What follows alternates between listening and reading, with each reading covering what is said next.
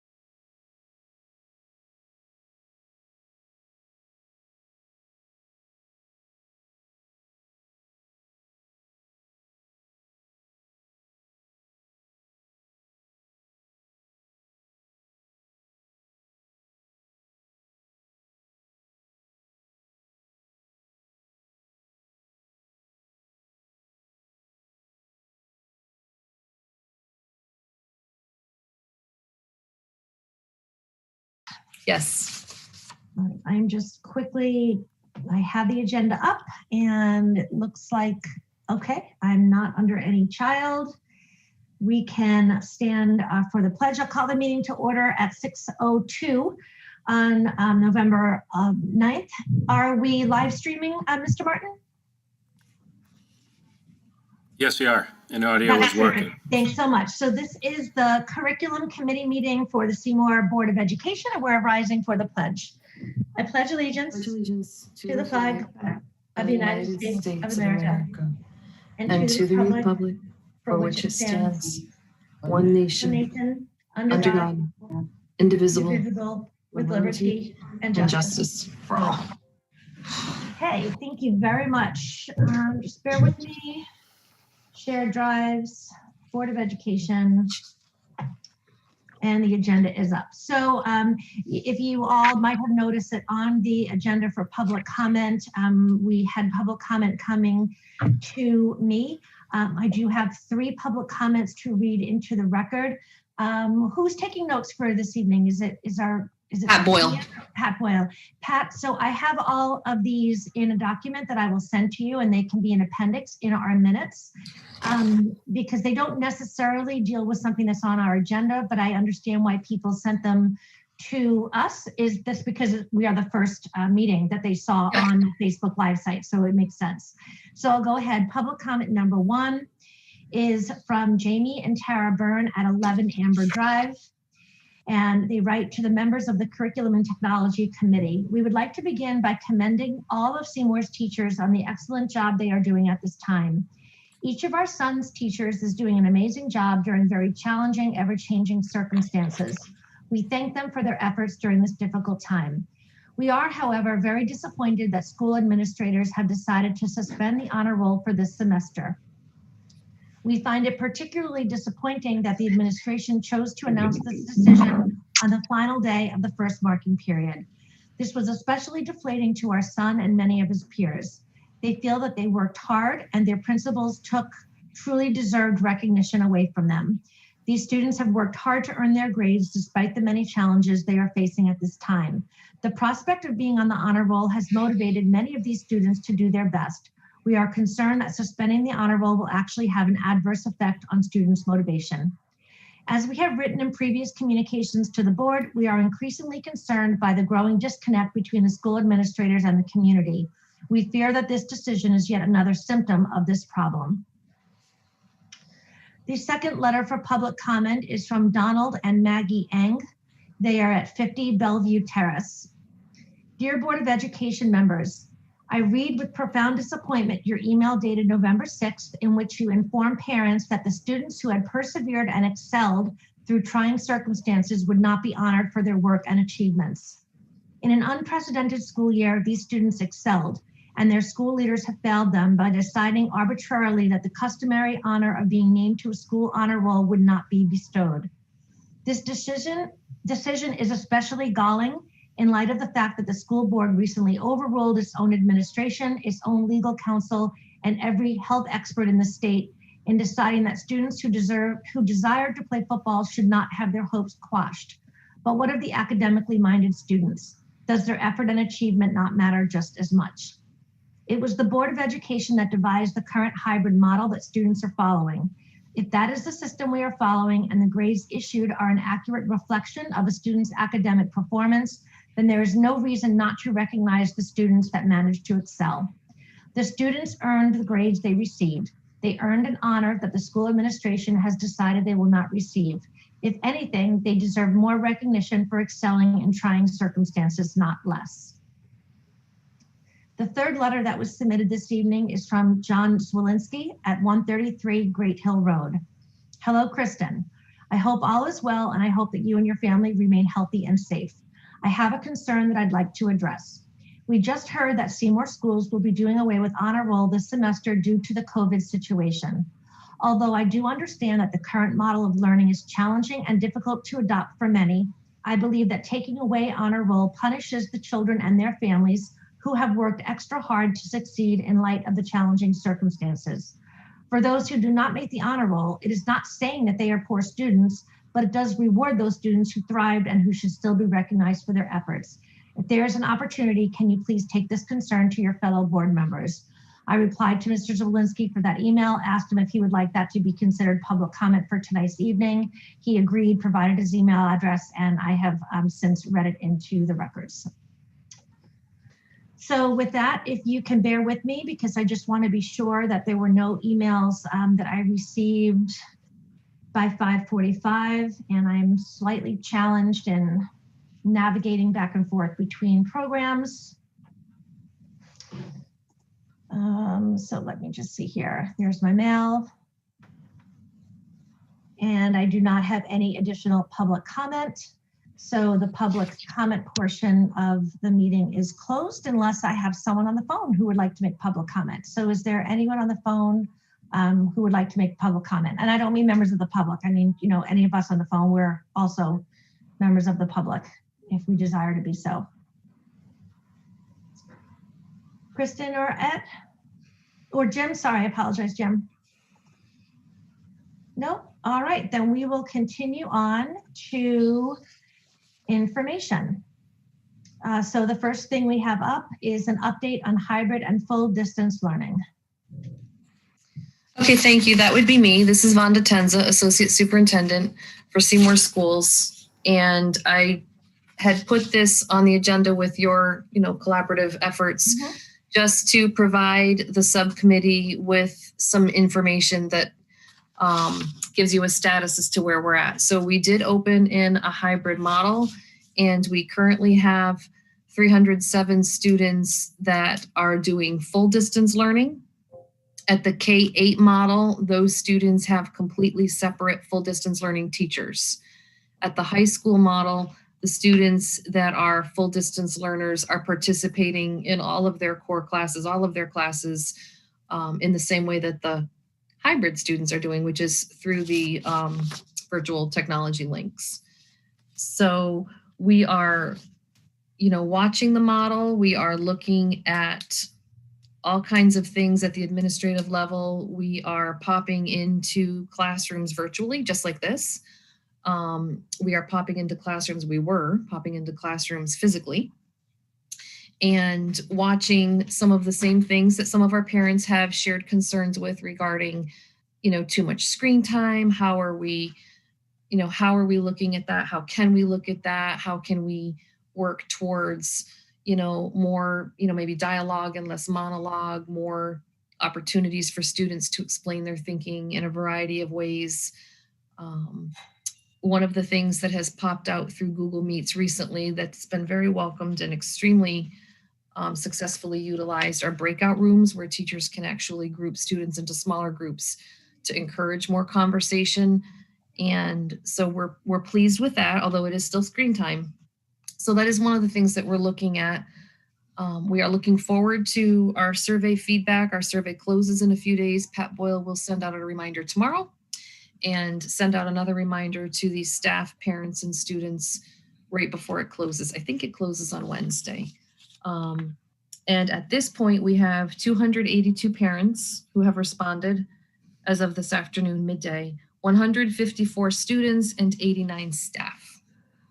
So we'll do another, scoop around reminder tomorrow. I would imagine that would bring another flurry of response, and then one more response suggestion prior to that closing. Okay. One of the things that we did want to share with you is some data on the students going back and forth between the hybrid and full distance learning. So we've been in school 10 weeks, and during those 10 weeks, on average, we've had across K-12 approximately 10 to 11 students per week transfer to full distance learning. On the flip side, we've had on average per week, approximately 3 students transfer from full distance learning to hybrid. So students coming back into our buildings part-time versus students leaving. So it's our data is clear that more students are leaving for the full distance model than are returning. So for some full numbers, We've had 52 high school students leave to go to distance learning, full distance learning. We've had 25 middle school students leave since the beginning of school. So this does not include the students that started the year with that decision. 25 additional students leave for middle school and 29 students leave for the elementary level. It's split out pretty evenly between the two elementary schools for students leaving for full distance learning.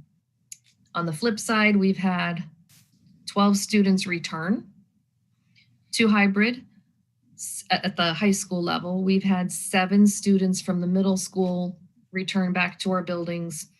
We've had 11 students at the elementary level, again, fairly evenly split between the two buildings, return back to the hybrid level. A few of the things that the administrators have talked about is, first of all, this is not good data or bad data, it's just data. It's everybody's personal choice as to where they feel most comfortable and safe right now. So there's no judgment here, these are just numbers. We are always trying to look at what's best for students, and what's best is that they feel safe and that their parents feel safe. So the data is what it is. What we then look at is, what about the transitions? Now, what's not identified in here, because it starts to get a little bit granular, is that in these numbers are students that have hopped in and out of the model more than once. So students who started full distance, came back hybrid, went back to full distance, came back hybrid, or vice versa. So that transition is difficult, most especially at the elementary and middle school level, because you're actually changing completely your teachers. They're different teachers. So at the drop of a hat, we're trying to be very flexible. It's potentially stressful for child, for parent, and for teacher. Our plan, our reopening plan, when we discussed with the reopening committee, we did manage to put in the plan that we have up to a 2-week window. If some of you were part of that reopening committee, there were some family members on the committee and even other members on the committee that felt like there couldn't be any time at all. It had to be fluid. We can't deny, and we don't want to deny anybody in education, but we are concerned at how best to meet everybody's needs with such a rapid turnaround and expectation on the parents' part. And we are talking, and we will talk again later this week as an administrative team. We started to talk about it last week at really looking at more of, the end of a marking period and or partway through a marking period, and at the end of a marking period would be much more reasonable benchmarks for both the student and the teachers. So that is just information that I felt was important for this subcommittee to be able to talk about. We've got other administrators here. We've got some board members here. So this is the nice thing about our small committee work, is that this is committee work. We can talk about it. So that's kind of Great. The nuts and bolts of what I wanted to share in my update. Thank you. Kristen or Jim, do you have any questions about the information Vonda just shared? I'll defer to Kristen first if she has anything. I do. I have 2, so we can take turns if you want. I was wondering if the students moving from hybrid to remote and back to hybrid, does that include kids who had to quarantine, or was it just for just parent choice? These numbers do not include quarantine numbers. Okay. It's a good question. Mm. Your turn, Mr. Garfalo. Right. Thanks, Giovanna. I would be very interested in knowing why particularly the elementary and or the middle school children would be switching from one to the other. Have we made any contact in any way with parents to at least try to determine reasons for why they're doing that? For example, does the parent feel that the child is not doing well in hybrid, but when moved to distant, the child does better? if we're not seizing that opportunity to gather additional data, Mhm. I think we're missing out on something. Yeah. Another consideration would be having children switch back and forth like that. And forgive me, but I may sound very restrictive, but maybe if we don't have that information, would it make sense that a child would have to stay with a particular model for a given half marking period or full Right. marking This is what I period? was saying. In other words, not have the child bounce back and forth at the whim of the parent.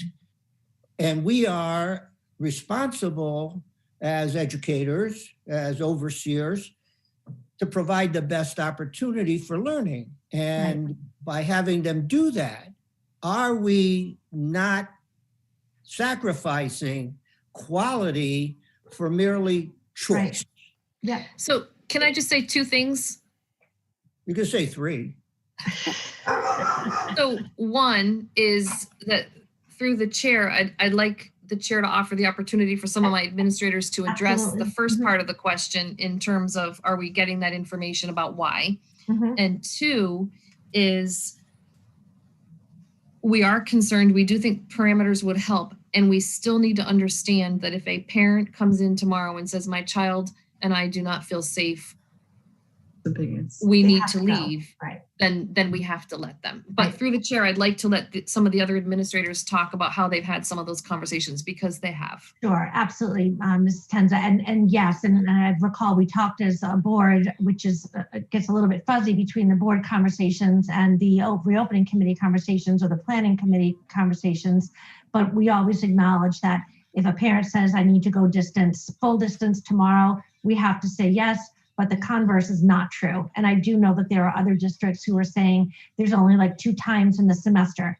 midway through and at the end, that you can come back to person. So, I'm grateful that you guys are having continuing conversations, and whatever we need to do in terms of making a formal adjustment to the plan, I leave that to administration and to our larger board chair. But Mrs. Freemuth, I know that you had wanted to contribute to the first part of Mr. Garofalo's question. Yes, thank you. I think, so the process has been at the middle school that the parent reaches out to central office, and then I'm the next person to make contact with the parent. So when I've done that, really every time it's been that there's a health concern for whatever reason. It's, some of the parents work in the health field or work as, first responders, and they're at risk all the time. And then, in the last week, I think we had a half a dozen at least kids that were ready to transition from hybrid to distance, which that kind of came to a halt when we all went full remote. But that's the number one concern. And so when we make the call, the first thing I tell them is it's a completely different teacher. So they have to understand that the process, what their kids have been doing this whole time, is going to completely change. And we're trying to, again, if it's a concern, and I tell them, I said, it's ultimately your decision of what you want to do for your child. And, but I let them know all the things that are going to change moving forward, because every part of their day-to-day is going to be different. Could I ask the question, why is that the case? So I understand that for K through 8, there are teachers that are dedicated to full distance learning, so they don't have in-person classrooms. But we're at the curriculum committee meeting, right? So it's concerning to me when we talk about how things are so different and it's a big switch. I think number one, the fact that it's a different teacher delivering the instruction is the biggest change.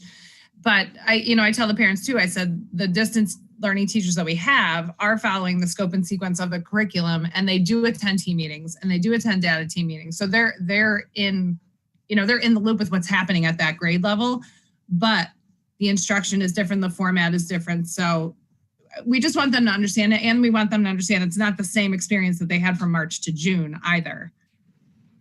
Mm-hmm. And have we thought about whether having separate distance learning teachers is critical for the middle school level? The thing that's concerned, we had a lot of students to start the year as distance learners. So it was a whole class full of teachers that our regular team teachers would not have been able to carry that load. So it was important that we hired other teachers to do that, to be exclusive. I'm not saying that it's not important at all. I'm saying is, do we feel like we have to continue with that model, or do we feel like our teachers have enough time and experience under their belt with the hybrid model that perhaps those solely distant teachers can be almost repurposed so that they're assisting and helping the teachers who are teaching in the hybrid model if those teachers now have larger classes? I'm just putting it out there, food for thought. There's no reason to, no decisions obviously can be made in the subcommittee. It's all kind of moot right now anyway, since we're fully remote. But I just almost wonder if, to give a more equitable experience, if we can take at the middle school level, or quite frankly, even if there's a way to do it at the elementary level, where we're kind of blending people back in, but those distance learning teachers are now there to support and work collaboratively with classroom teachers. So maybe 2 classroom teachers share 1 distance learning teacher. I don't know what the numbers are. So it's really just food for thought. So I'll turn it back to Mrs. Bruno, Mr. Garofalo, if you have any other thoughts. Kristen, I know you might have had a second. I was just gonna say one more thing. Yeah. We did know that. Sorry. There's Tater. In the beginning, when we had kids who were starting to come from distance to hybrid, the parents had already shared, we were giving it until October, or we were giving it until, they already had like a deadline in their mind. And once it got to a certain point, they were okay with the kids coming back into the building. And those kids have been with us for a month or so. Yeah. So some had the mindset prior to, needing the 2-week buffer before they made another change. Right. So sorry. Okay, that's back good to you. enough. Thank you. And that was my, Jim. Well, no, for us, we noticed as soon as the football team and the soccer team had the quarantine for football, we had 20 extra kids go out on full-time distance. Correct. That is correct. And that didn't count the football players or the soccer players. It's above and beyond. Yep. I was just going to fill in at the elementary level. It worked the same way that Mrs. Freeman said. Once they contacted the central office, they let us know. And either I reached out or Mary Sue reached out to the parent to just have a conversation about, why they were making the decision and to get any input and to give any feedback if we could assist. But very similar. It was mostly health related. There were a few that were in the distance learning model and it no longer worked for their family because of, being able to cover the kid being, watched at home. So they needed, the 2 days in. So it was mostly either childcare or health reasons from one way or the other. And Mrs. Harmeling, just to add on to what you had said, when our numbers started growing rapidly last week, we were having those conversations with central office of, if that model was going to continue to work for us with the separate distance learning classes, because they were growing so fast that we were afraid those classes were just going to be, too large for those teachers, and it would be unequitable. So we're definitely open to suggestions, when hopefully soon, when we do return, to have those conversations for the full distance learning teachers. Yeah, great. Okay, thank you. Mrs. Bruno? And that was my question from the data standpoint. Did you have to hire new staff or reallocate staff in a different way to accommodate those changes?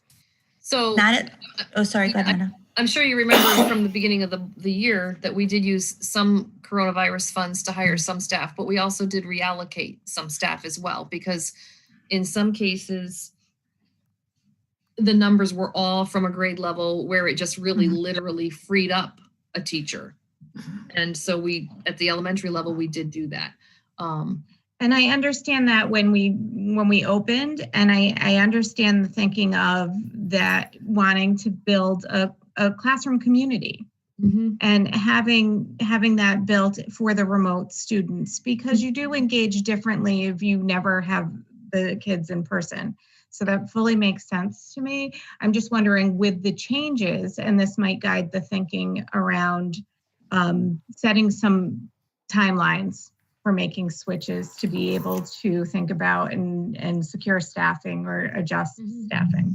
That's what I was wondering. We did start those conversations, again, more at the middle school, I'm going to be honest, than at the elementary level at this point.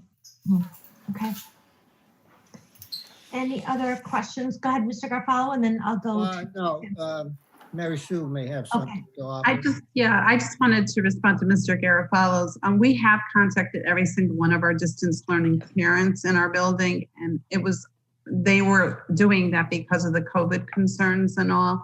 And that was the main reason for them doing that. And I just wanted to say too, as far as the blended learning goes, what we're doing is our distance learning teachers, we're having them do meets together and do lessons together and get into each other's classrooms. We meet with our distance learning teachers regularly too. We're just trying to make sure that some of them are newer teachers, and we're just making sure that they are, following the curriculum and doing the same as the others are. Yeah. Great, thank you. You're Mr. welcome. Garofalo? Anyone else before I weigh in again? No? Well, I have a couple of other things I would just like to offer as food for thought. Number one, are we able to assess whether or not those students who transfer back and forth, can we determine if there's any degradation of learning that happens because of their doing that? That's kind of an open-ended deal. And if we are not able to determine that, should we be able to determine that? To at least have some data to provide parents whether or not their child is succeeding in one mode versus the other. They should know that.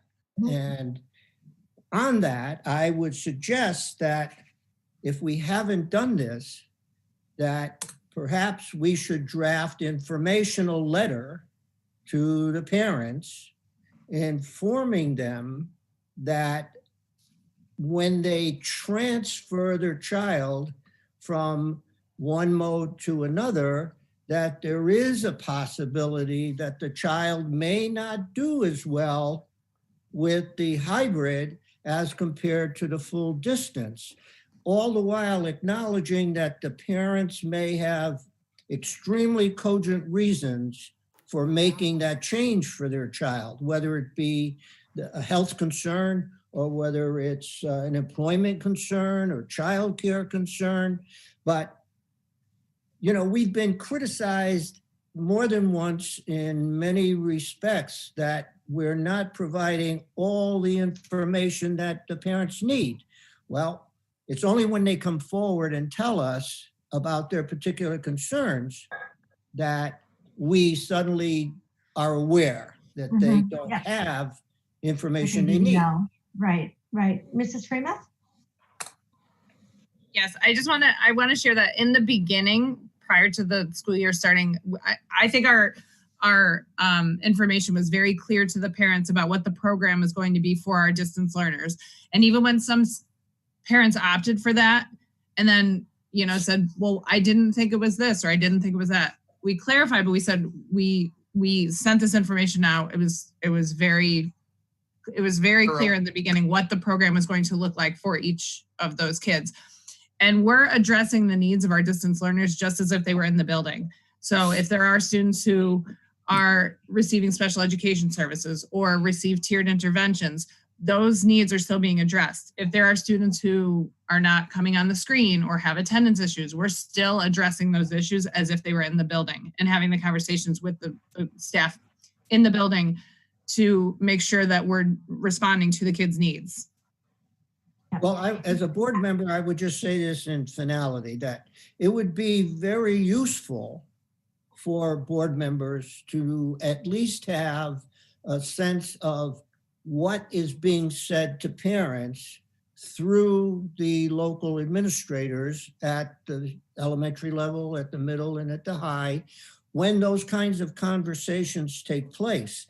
If you're doing it in a pro forma, send out an informational letter then it might be useful for us to at least see what's being done by our administrators in contact with parents. And then we could feel warm and fuzzy also. Is there a letter that is used at the different, to kind of like put a cap on, if you will, when a parent makes a decision to switch their child from one mode to the other? So we have the original packet, and Right. then after that original packet, which is pretty thorough, it's pretty extensive. Yeah. It really is the individual tailored conversation. It's very individual from student to student, family to family, situation to situation. Yeah. Okay. All right. Thank you. Any other questions under update on hybrid and full distance learning? And before we even go on or take another question, I want to just share with everyone that I have a hard stop at 7:30. So we have a pretty tight agenda, and it doesn't mean I'm going to rush anything along. But I just wanted you guys to know that I'll be aiming to end the meeting at 7:30. If I have to leave the meeting, Mrs. Bruno can continue on with the remainder of it if we're not done with our work. If that's okay with Mrs. Bruno. I didn't ask her or Jim that before we got on the call today, so apologies. No, I'm fine with that. All right, thank you. Woman power. Is that it for information? Item Yes, A? it is. Terrific, thank you. Capstone update. I'm assuming that's going to go to Mr. Freund. Yes. It is. Thank you. So working with my school counselors and given the current circumstances, we have some issues that I wanted to bring forth with you. Primarily right now, our current junior class, a graduating class of 2022 is supposed to be the class that is, going to be the first class to do this universally, the capstone. The original model that we had put in place was that they would be doing the majority of their work their senior year. Not their senior year, pardon me, their junior year, wrapping it up by the end of their junior year so that they could go into senior year without worrying about it, and then we could take care of stragglers, so on and so forth. The problem being is a lot of the potential projects that are out there involve either community service, mentorships, group projects, and then the final demonstration of the projects to the masses is just prohibitive right now, given our current COVID circumstances. We know that we have, as well as Suite 360, which I believe Dr. Boyle will be talking about later this meeting, is also now taking up some of that space. That's a social emotional program that we're instituting at the high school. And that time would have been earmarked for Capstone, but again, so right now the SEL piece is more important. Mm-hmm. So the graduation requirements for the class of 2022, it's a 26 credit graduation requirement, including within the 26 credits, 1 credit of Capstone. So given our circumstances, we don't have a crystal ball. I would propose or discuss with this group, and if need be, the larger Board of Education, for the class, given COVID, making the capstone optional, because I do have some students that definitely want to do it. They have everything all set to go, but make it optional for this class because of COVID. And even though it would be optional, the students who choose not to do it would still have to be responsible for the 26 credits for graduation. Mm-hmm.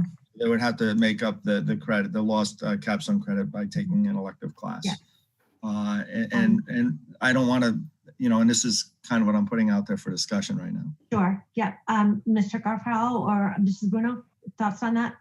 It definitely would have to go before the full board. I don't actually recall that we voted to make it a graduation requirement. Jim, I know we've had many conversations about it, but if we did that, it would clearly have to go before the full board. But yeah, this is a great place to start since it's part of our curriculum now.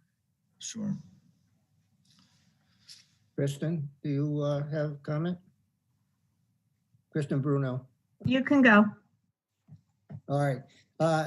Jim Freund, if a student were to elect to do the capstone project,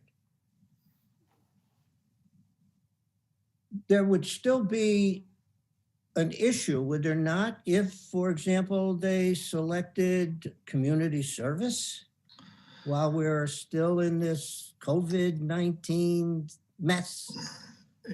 Yes, there would be, and we would have to inform them that would not be a choice we would be supporting during this time. Correct. You know, You would make all those restrictions known in advance for any student that wanted to continue and complete a capstone project. correct. All right. There's a, Okay. yeah.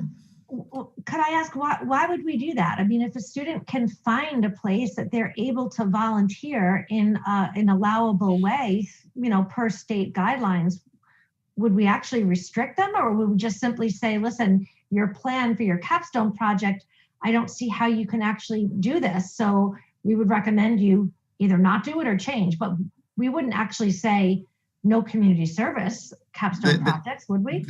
They would have to adhere to whatever guidelines are being implemented at wherever they're volunteering. Right. I know that a lot of the capstone projects, you know, that we've heard about involved organizing events and things of that nature. Right, so those that things would definitely be frowned upon. I think that they would have to adhere to the organization, you know, and not only that, the organizations they're working for would have to follow guidelines, but we would also have to know what those guidelines are and approve them, because we wouldn't want a student to volunteer at an organization that doesn't believe COVID is real. And if you know what I mean, there are organizations that out there that are like that. They don't encourage mask wearing. So there would have to be a vetting process. I just don't think we can be infusing our values and our judgment on that. If something would have been approved for a capstone project and it is still able to be fulfilled based on state executive orders, then it is what it is. I would support the executive orders comment, absolutely. Yeah. But we would have to make sure, so as a school, we also have a responsibility to protect that student. So what we would need to know, if a student was doing something voluntarily, it could be for any organization.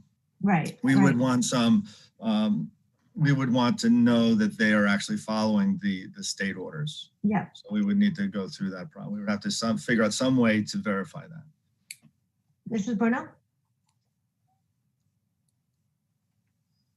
At this, and I should know this, but how far are the juniors along with the process right now? So it actually starts their freshman year when they start taking various career interest inventories through the Naviance program, and the work with the school counselors revolves around, you know, not only choosing a career pathway, but a career interest. Mm-hmm. This ultimately turns into what this year and their junior year should be, that kind of, you know, okay, let's put all this together into a project that helps us explore kind of, you know, what these indicators are telling us we should be looking into.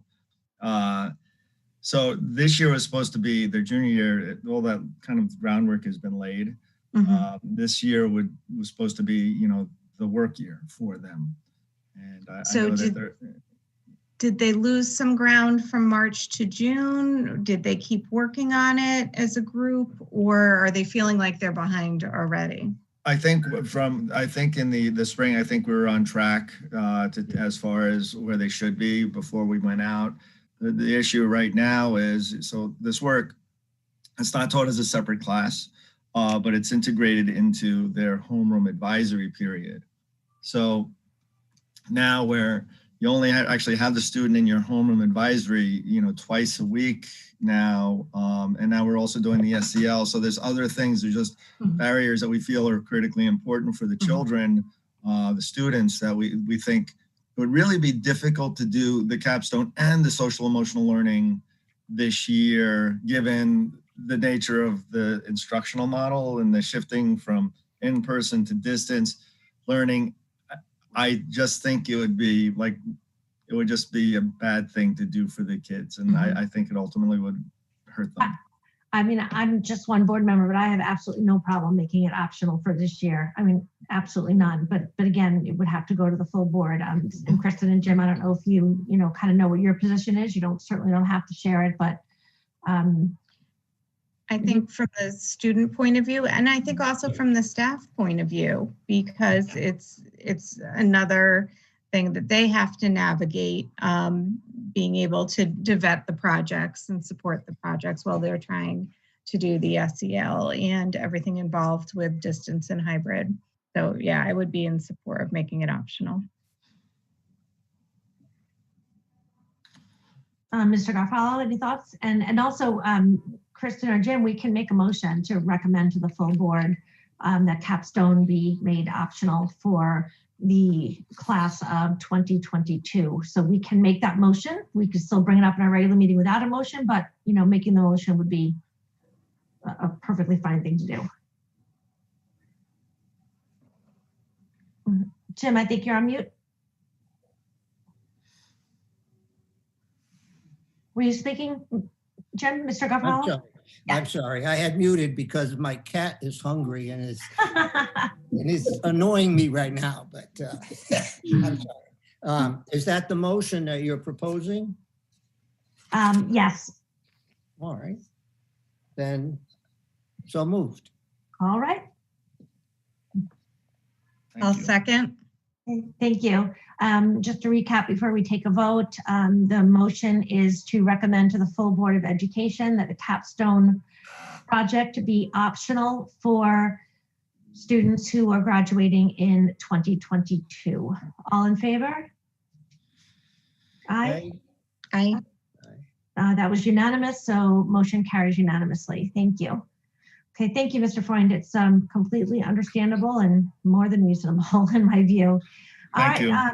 Can I kick it right to Mr. Dyer for the Chromebook? Yes. Or yes? Okay, very good.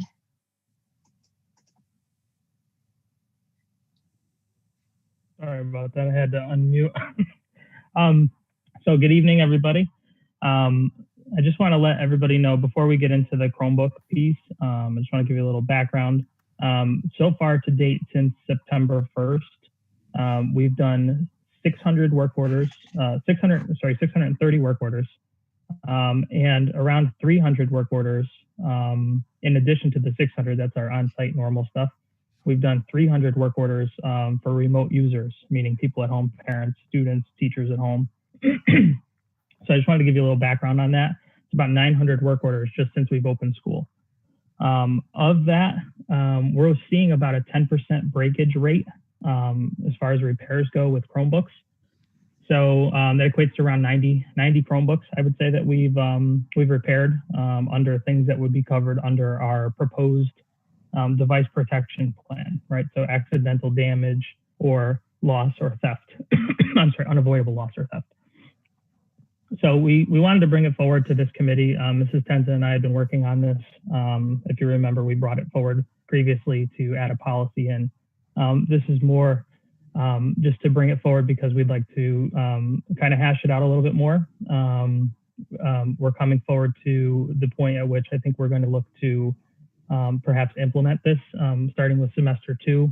Up to this point, we've just been repairing things and getting them back out onto the streets as quickly as possible. So in order to get that ball rolling, we wanted to bring this forward and discuss it a little bit. So I'm going to give you a little background on what I think, what we've gotten so far out of it, what process we would like to use, and then open it up for discussion because a lot of this is still going to be, I think, open for discussion.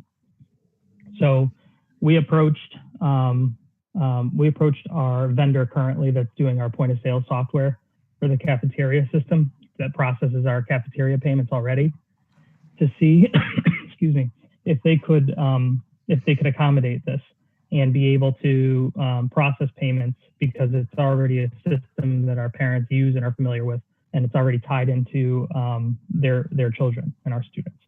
So we want to make it as seamless as possible, and we don't want to add another system on to that parents would have to log into and deal with.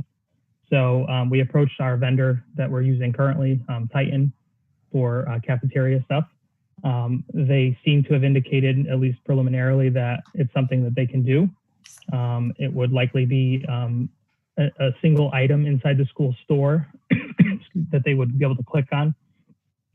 It says, device protection plan. They would click on it. And then we would then be able to, we would have to have an open enrollment period, kind of, just like health insurance, where people would be able to, at this date, they would be able to process and accept it.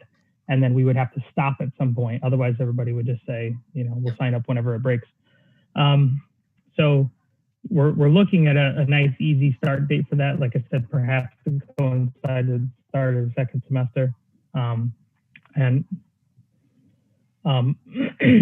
So we're gonna attempt to do it, as I said, through the point of sale software, that they would just be able to click on it and take care of it. We're thinking, at least at this point, we're going to allow accidental damage. So I dropped my computer, cracked the screen. I popped off a key by accident, things of that nature. Lost my power supply, or what have you. Or even accidental, unavoidable theft. Kid gets up and goes to the cafeteria or something, comes back and his Chromebook's missing. Things like that we would cover. We've reached out to a couple different districts around, asked them how they're running their programs. I got back at least 5 responses, and they're kind of all over the map at this point. Some of them are charging, based on incident, right? So they'll say, okay, the first incident will only charge you $20 regardless of what the fix is. Just for reference, the cracked LCD screen is around $100 to replace. So they're, regardless of that, they're just charging them $20 for the first instance, $50 for the second instance, again, regardless of what it is. And that particular person said they hadn't gotten any third incidents. Another person said, that they just charge a flat rate, and they cover everything for the course of the year, regardless of how many incidents there are. And then if they have somebody who's a habitual offender, they'll have that discussion with administration and have a discussion with the student about responsible use and how to take care of the Chromebook a little bit better. Rob, can you refresh my memory? What was going to be the price of the insurance for parents? Because actually I've been sort of waiting for this to happen with a parent hat on, because my recollection was that we approved it at the board level. So I've been waiting for it. Sure. So the model that I think we had discussed and proposed previously, although I don't know that we actually ever talked about the nuts and bolts of the process, right? Right. We talked generally like an overview type of thing, but we had spoken, I think, previously about $30 per student, and that would cover a period of 1 year. I think previously we had discussed accepting 2 instances and then dealing with every subsequent instance on kind of an a la carte menu, right, of what our costs and expenses would be to repair them. Well, why would we need to do that if we were insured? Why would it matter how many instances there were? Well, so to be clear, we're not actually talking about going out and purchasing insurance for each. I thought we were. No, we're gonna be acting as our own insurance provider, right? So we would be collecting a technology device fee, if you will. And so as a parent, right? Like here's an example. So my kids attend a different district. They have this already in place. We elected not to purchase it, and my daughter dropped her iPad on the ground and broke it. And they then would come to me and say, okay, now you need to pay to have that iPad replaced at the full replacement value because it's unsalvageable. And I would then have to pay whatever the full replacement cost is. Now, had we purchased the device protection plan at $30, we would be covered. We wouldn't have to pay for anything. So that's essentially what we're looking to do is something very similar. Just to give a little context, so far we've spent $5,500 in parts. And why I think that's a little bit relevant is because right now, with the climate being what it is, we are literally unable to get replacement Chromebooks, like full-on replacement Chromebooks. We got our order in that we ordered back in August. We only got it maybe 3 weeks ago. So parts, however, are somewhat easier to get. So we've already it's easier for us to repair them and keep them in working order than it is to order brand new ones at this point. So we've already spent around $5,500 in parts to get working, to get computers working because of the situation being what it is. So that's only 2 months into school. So if you extrapolate that out, you can see it's a pretty substantial cost that's not reflected in the budget currently. Mrs. Bruno and Mr. Garofalo, any thoughts on? Obviously this too is something that would go before the full board, but this is a great place to start the conversation.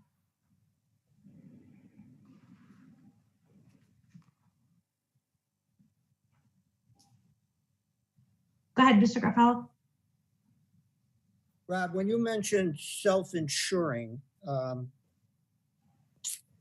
don't know, I feel a little uncomfortable with I know. that as such, because we could be talking about a considerable sum of money prospectively.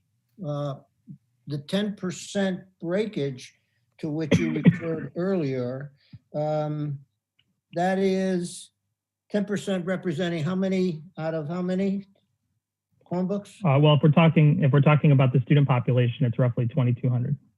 So 10% of that is 220. 220. All right. And again, Mr. Garofalo, if I could just 1 second.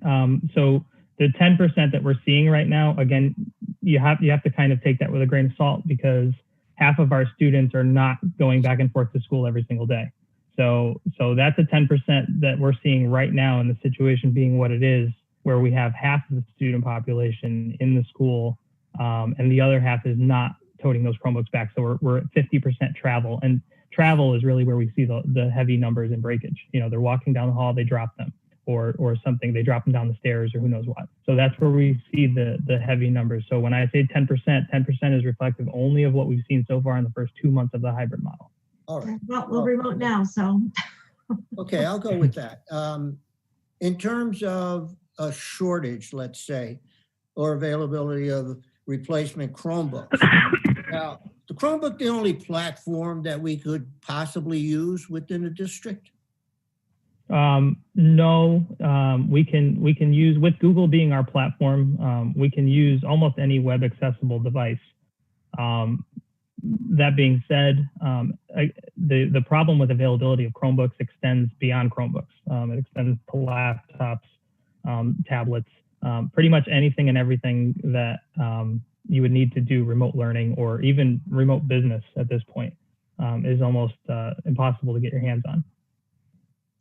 Plus, we could never afford to go with laptops instead of. No, the base model laptop, again, is roughly double the cost of a Chromebook. Yeah. Okay. Mrs. Bruno? So an advantage of doing a plan like this is also sort of the logistical, that if families pay ahead the $30 for the plan, then you can repair things as they need to. If otherwise, we would be in a situation where we would be billing families for replacement or for parts or for repairs, and that would require sort of manpower to track families down, right? Right. So we have not been thus far. We've not been charging families or notating student accounts or anything like that. We've just been repairing them and soaking it up as just a matter of cost of doing business. But I can see, you know, like I said, if we look down the road and this continues, or even, you know, the one-to-one program's obviously going to continue, but if we expand the numbers of students who are in person and traveling in the hallways, that 10% I could conceivably see going to 15%, you know, at a minimum. So that number is not, you know, the numbers that we have in the budget currently are to maintain our one-to-one program year over year. So there's no repair costs that have been built into there. You know, so we would have to come up with that money somewhere, either adding it to the budget or, you know, or collecting it as a technology fee. Now, yeah, I'll leave it there. I'm actually kind of more comfortable calling it a technology fee than I am calling it a self-funded insurance plan, because that immediately makes me think of like Assurion, you know, my cell phone provider insurance plan. So I just use that to lend context to it. We actually refer to it in the policy as a device protection plan. We don't call it insurance. Insurance is never referenced once. Right, but that is an insurance plan, and that's what everybody knows of. It's the same thing. I mean, I personally just prefer technology fee rather than a protection plan, because people think of protection plan as insurance. That's what we all do with our phones. So it's just a personal preference. Mrs. Bruno? Sure. I would just think that the board would need to have some conversation and some thought into the best time to implement that. And, you know, does this school year give families enough time Great. to plan. But yeah, I agree with you completely. In fact, I think we suck it up for this year, quite frankly, and make it a policy for next year, because I just feel like the last thing a family who's suffering and who's unemployed needs right now is a technology-free or device protection plan. I'd be in favor of starting it fresh next year. Yeah, this is exactly why we wanted to have this conversation. Yeah. Planting seeds. Yeah. Jen, what are you feeling about that? I'm fine with that. Yeah. Okay. I will ask Mr. Stramello what he would like to do about putting it on an agenda, if we even need to put it on an agenda for a December meeting. So I'll follow up with Mr. Stramello on that and see what he wants to do in terms of a next step. I would Thank think you. it might make sense as part of the budget planning. For I would next agree year. completely. Sure does. Good call. Good call. Okay, great. So I'll mention it to Ed. I'll tell him, I'll share your thoughts, Mrs. Bruneau, exactly, because we probably don't need to put it as an agenda item, but I'll let that be Ed's call with a recognition that it'll be part of our budget. Okay, great. Thank you very much, Rob. You're welcome. SEL pilot update. I'm betting that's Dr. Boyle. It is. The administrators are here to cheer him on and support him, but it's Dr. Boyle. Good evening, everyone. I'm actually very excited about where we are with regard to our social emotional learning pilot programs. There was a lot of work that began last fall and went until late February, early March. We resumed that work again at the beginning of this academic year. We're in the process of piloting 2 different programs within district. The first is called the Caring Schools Community program that we're piloting at Bungay and at Chatfield-DePresti Elementaries. A little bit of background about the Caring School Community program. It actually works within our current responsive classroom programming very, very nicely. In a full year, and obviously this year's model isn't conducive to implementing it exactly the way that it's designed. It would typically be 30 to 35 weeks of daily lessons. You would have one theme that would you would be able to implement 5 days during the course of a week. Those would be approximately 30 minutes long, so it would expand our responsive classroom time slightly, which is typically 20 to 25 minutes. Now we're looking to make it just a few minutes longer. The themes range from kindness, coping skills, social problem solving, behavioral choices, things along those lines. In addition to those 30 to 35 weeks worth of lessons that would get implemented in the responsive classroom, the morning meeting time, there's 40 activities for cross-age buddies, which would allow younger students to pair with older students to do activities to make relationships with other students throughout the building. And then there's a series of what they're calling homeside activities, which are once or twice a month activities, materials that get sent home for parents to be able to talk to their kids about. And those homeside activities are both in English and in Spanish. And then there's whole school community activities that are similar to the town hall style activities that would be done on a whole school level. This year being a little bit, first being a pilot year, but also being that we're in a hybrid model. What we've done is identified at least one teacher per grade level per school. It may be a couple of teachers per grade level per school, depending on interest, to implement 10 of the week-long lessons. It'll be stretched out over the course of probably 2 weeks as opposed to 1 week, just given the nature of the hybrid model and distance learning and things like that. So it's we're going to have to be a little bit more flexible than the program is originally designed for. We're also not going to be able to implement the cross-age buddy activities where we pair the younger students with the older students because of cohorting concerns. But that's something that when we worked at a committee level, we were really excited about those types of activities.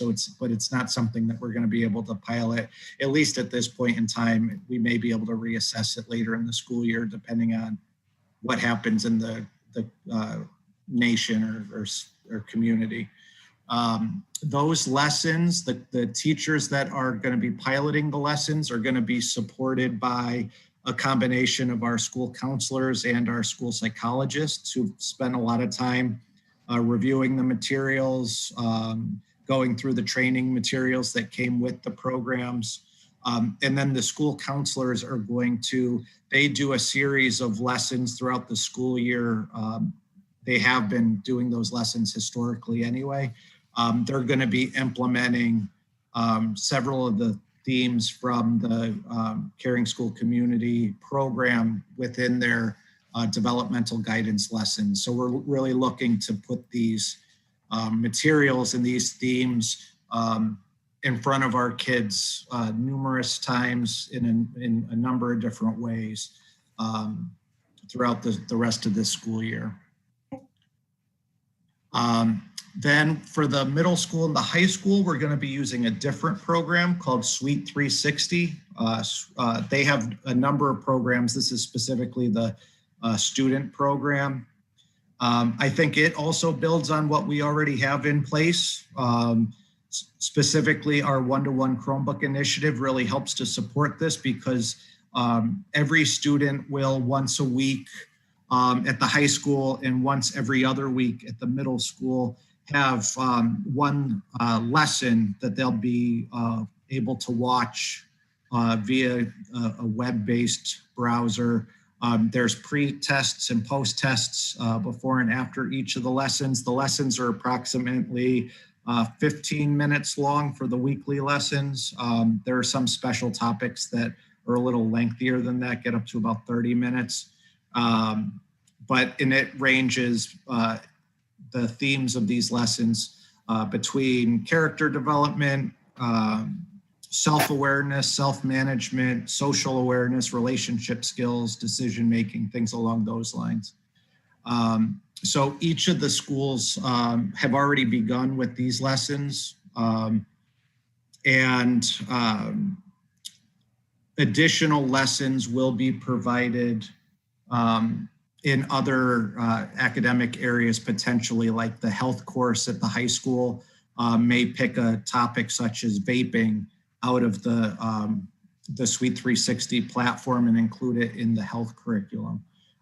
So we're really excited about these as well. Here, there's a pre-assessment that students have already taken before the program began. There will be a post-assessment at the end of the year.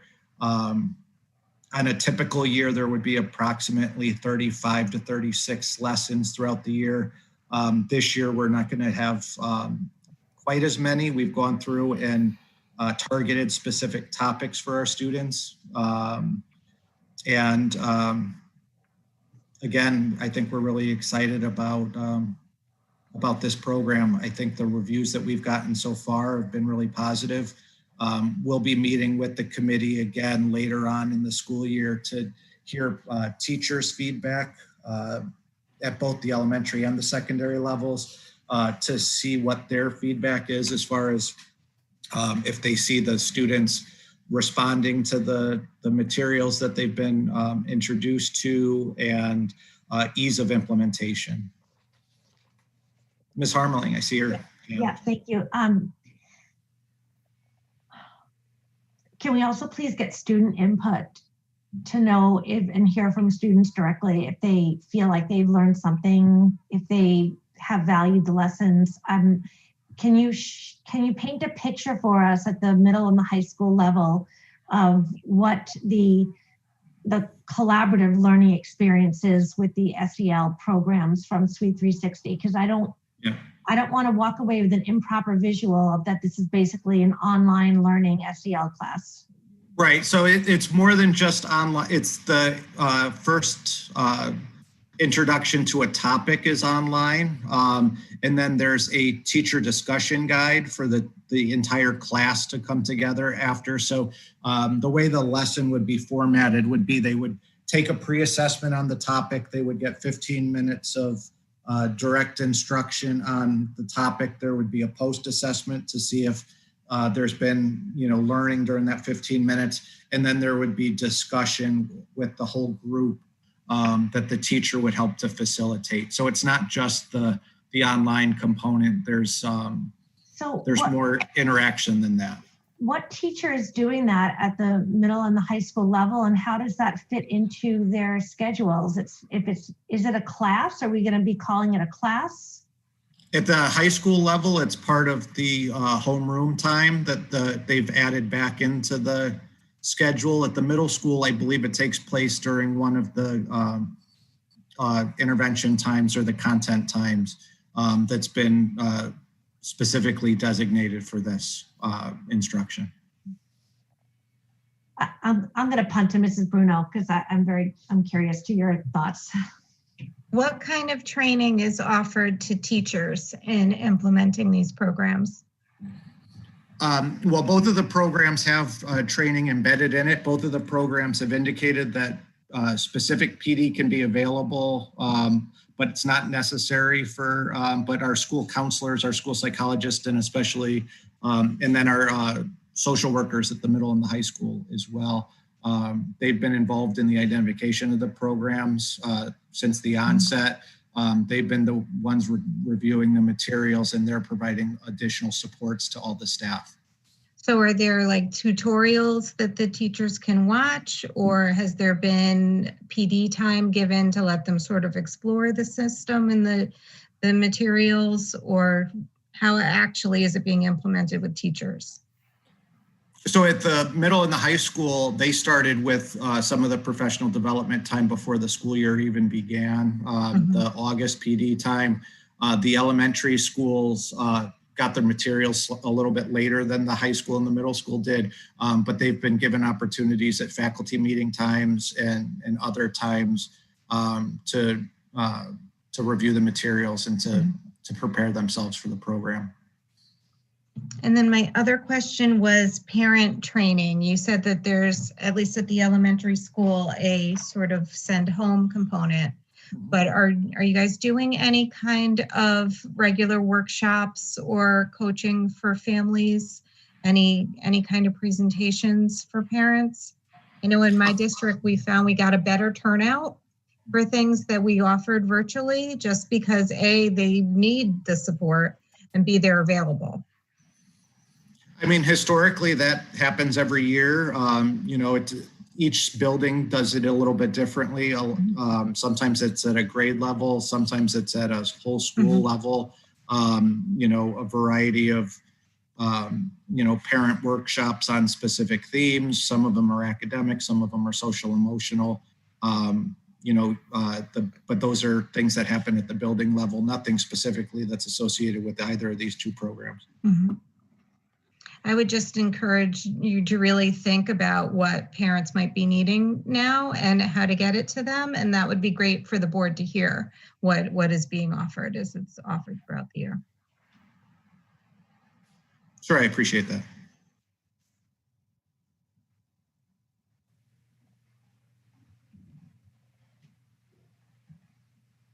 I have no questions of consequence. Thank you. Good presentation.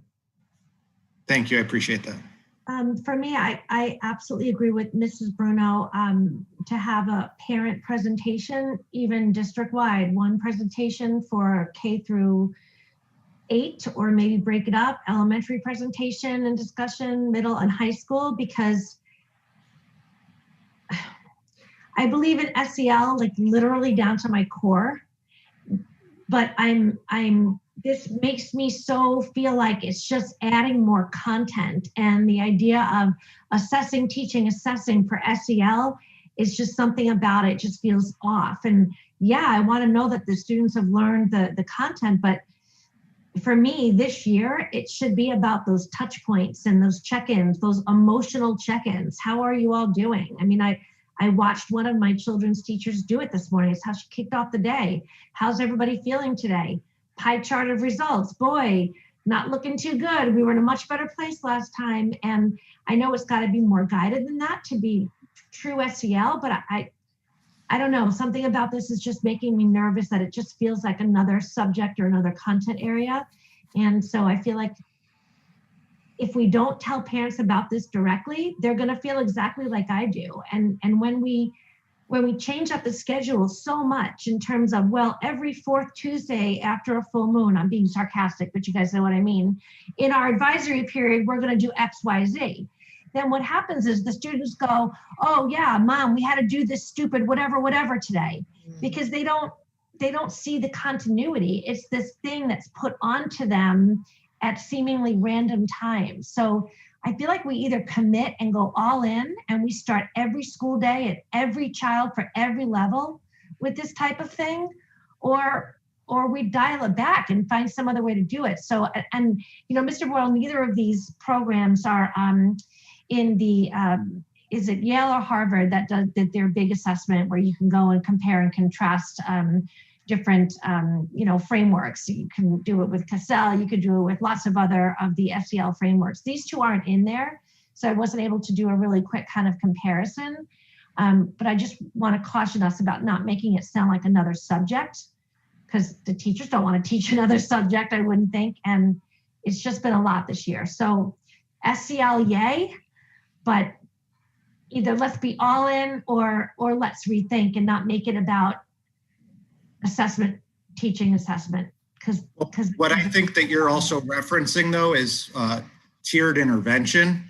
So you're talking about when kids need supports, this is a tier 1 for all students, but we do have, and we will continue to have tier 2 assessments for kids that require it. I'm not talking about tiered intervention at all. I'm talking about the emotional well-being of every student in our district. Every single student in our district needs more now than they did last year. I mean, that's just true. Every family in our district needs more support emotionally and mentally now than they did this time last year. So the more broadly we can expose parents and students to why we have these types of programs and just consistency, or else it'll just feel like another add-on to students and parents and hopefully not teachers. So I know those aren't terribly encouraging words, and I don't mean them for them to sound like I don't value what we're doing, because I do.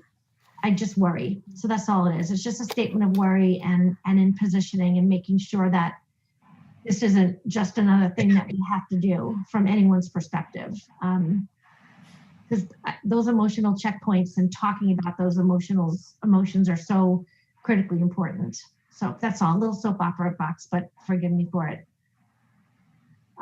So I guess my advice, the takeaway is when you talk to the full board, I think it would be awesome to see some actual examples of either, send us some links beforehand, like this is what a mini lesson looks like, or this is the topics, or just some kind of, because this hasn't, we're not ready for it to come to the curriculum committee, but I'm not even sure if it would come, because it's not a class. So we kind of have to think all of that through.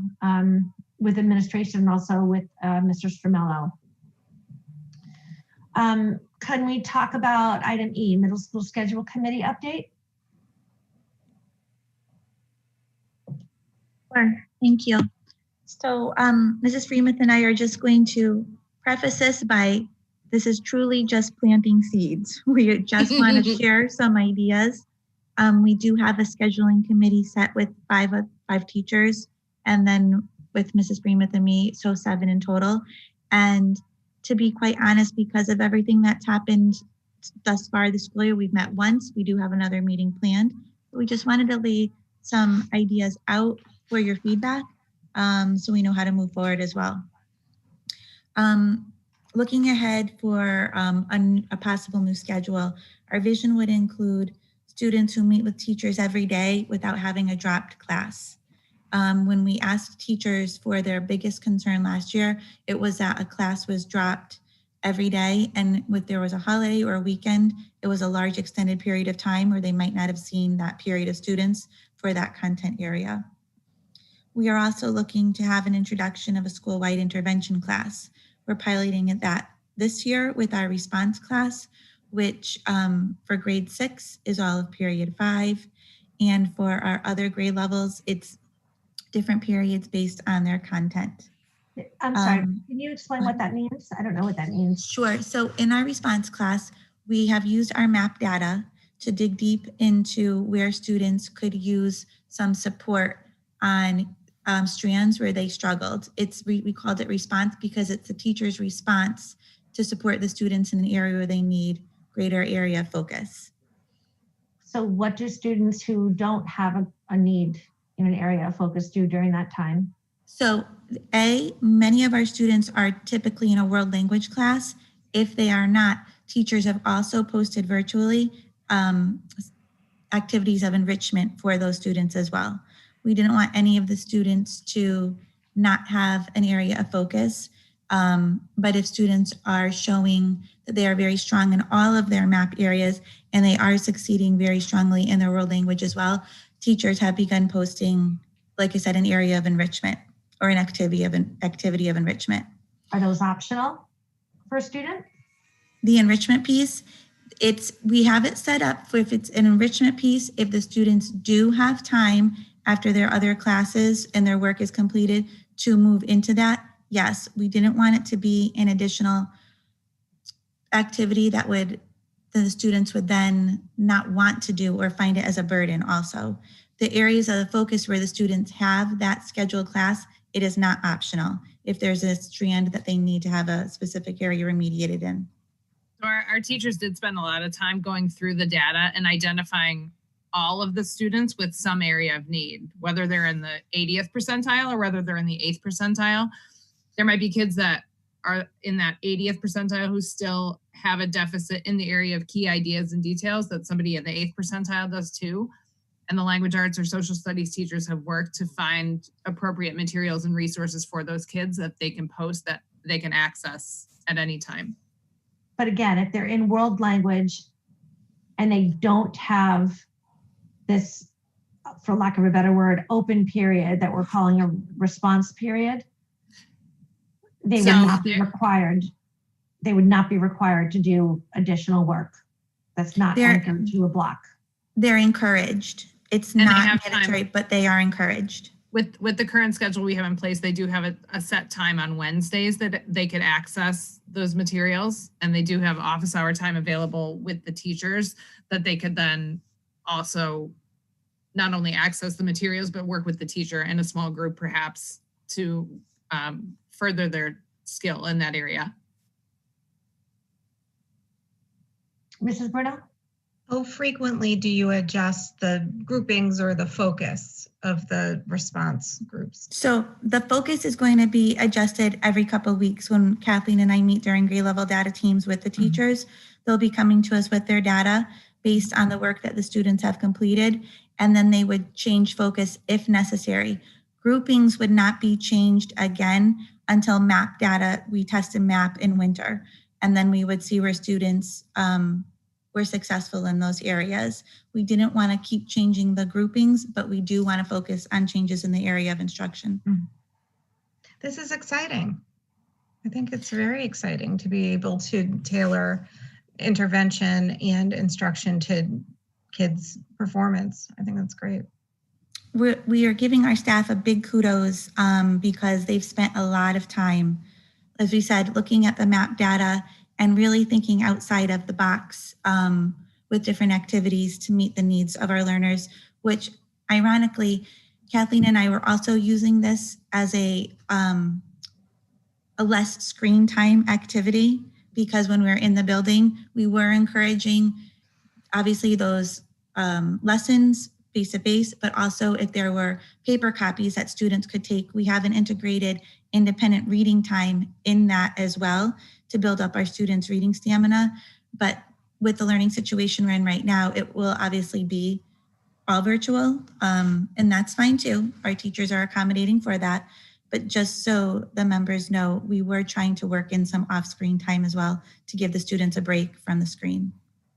So the two of us did have an opportunity to visit all response classes, some virtually and some in person, but to explain to the students what that meant for them, and that everybody has some skill or some area of focus that they need to improve upon, whether they're in a world language class or not, and that their teachers have planned for activities for them that are responding to what they need based on MAP.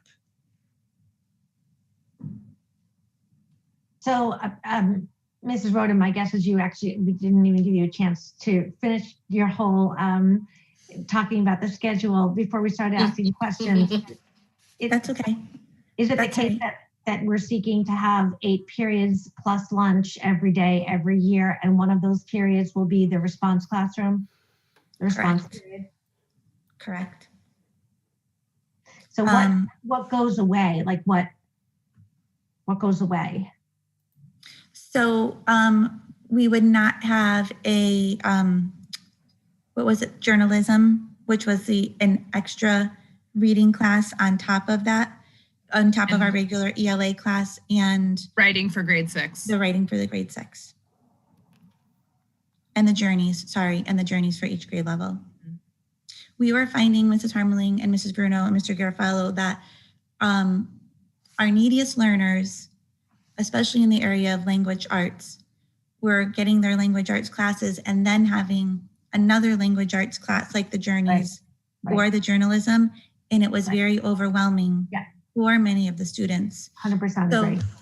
So we, talking with the staff, and especially we work closely with our special education teachers in that area as well, because if a student was getting pulled for more service, it was typically, they would be pulled sometimes from one of those classes because it was just an overwhelming amount of work for those students, which, just to lead into that as well, we forgot that piece, but this also did create a block of time where students with an IEP could have that more direct instruction from their special education teacher to focus in on their IEP goals and objectives that may not always exactly tie into the classroom content because of students' levels of understanding.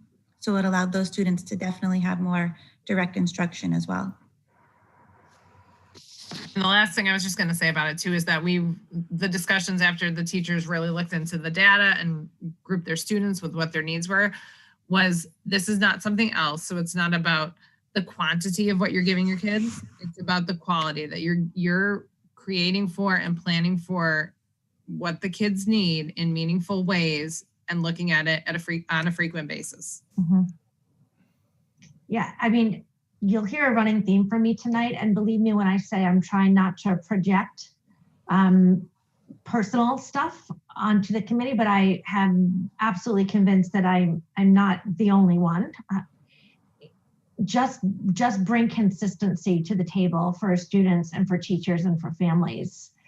If block 5 is response classroom and for 6th grade, just have it be block 5. Like, it is so confusing, and I'm not speaking just for parents, it's for students too, because I see 3 of them every single day. This class is this time, this class is this time, tomorrow is this time, tomorrow this is happening, tomorrow homeroom is this, tomorrow advisory, I don't have to start school until this time, this time, this time. Now I know it's different at the middle school level, but when my children went through the middle school, it was always this kind of confusion period over that block of time that appeared some days and didn't appear other days. So I just really would love to see us kind of consistency. And that doesn't mean no rotating schedules. I completely understand why it's beneficial for kids to have math at 8 a.m. one day and 1 o'clock the next day. I totally get that. But just anything that we can do to make what children are going to be doing in certain times of the day consistent, I think will help students and families, especially now that we're remote. And I know we're talking about something that would be implemented next year in terms of middle school schedule, but obviously we have to be ready all the time to shift and to pivot. And, I feel for Mr. Freund, I know that they're on our agenda tonight is not a high school schedule committee update, but, if I were a high school teacher, and certainly if I were a high school student, I'd be like, wait a minute, so I'm going to have 90-minute blocks now?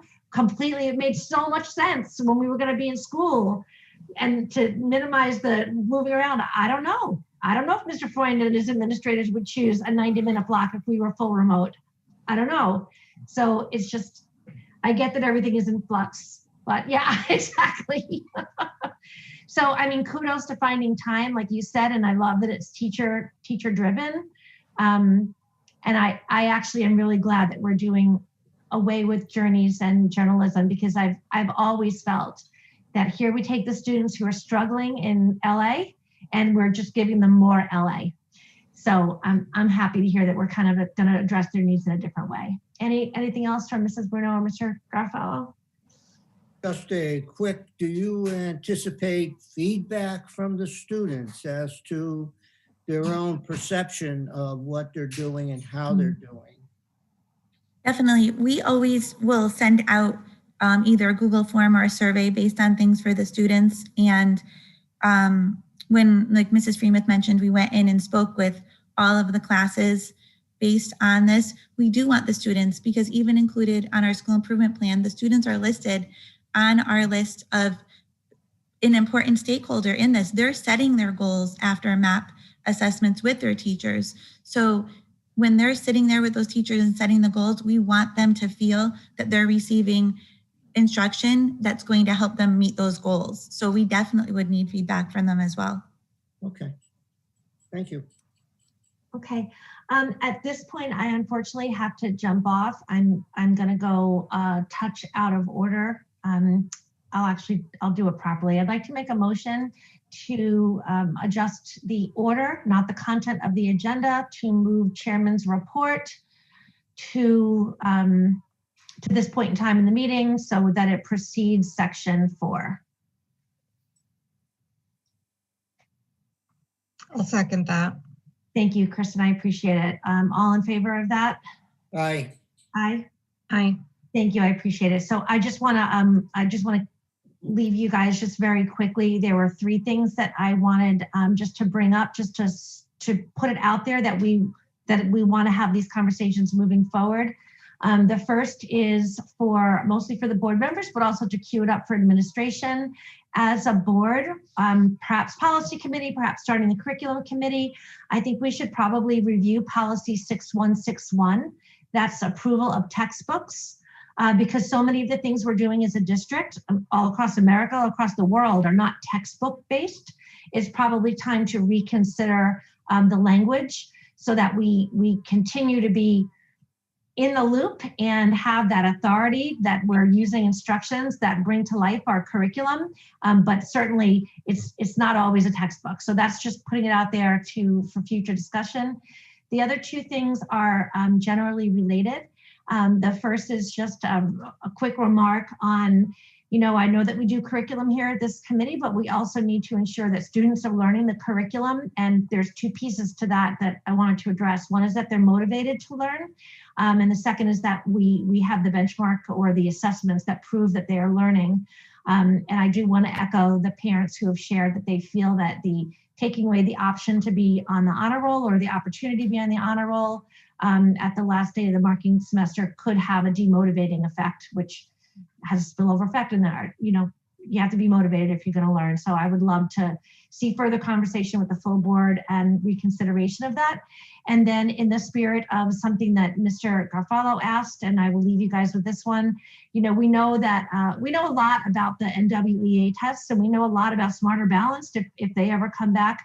But what we don't know is how our curriculum, how we prove instruction at the classroom or the grade level or the team level way. So that's not under our purview or domain. We would certainly never offer an opinion or, a directive on the type of assessment teachers give. But I think it's a pretty interesting idea that has a lot of merit, that we maybe see some exemplars or just some examples of the types of assessments that teachers are giving.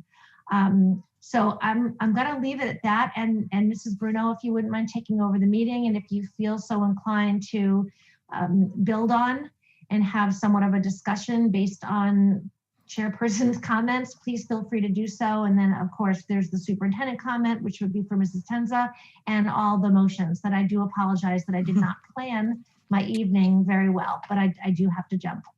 I will do my best with those. Can I just ask that you quickly check your email to see if there's any additional public comment that came in? Yes, I will check it, but we actually don't have a second period of public comment on our agenda.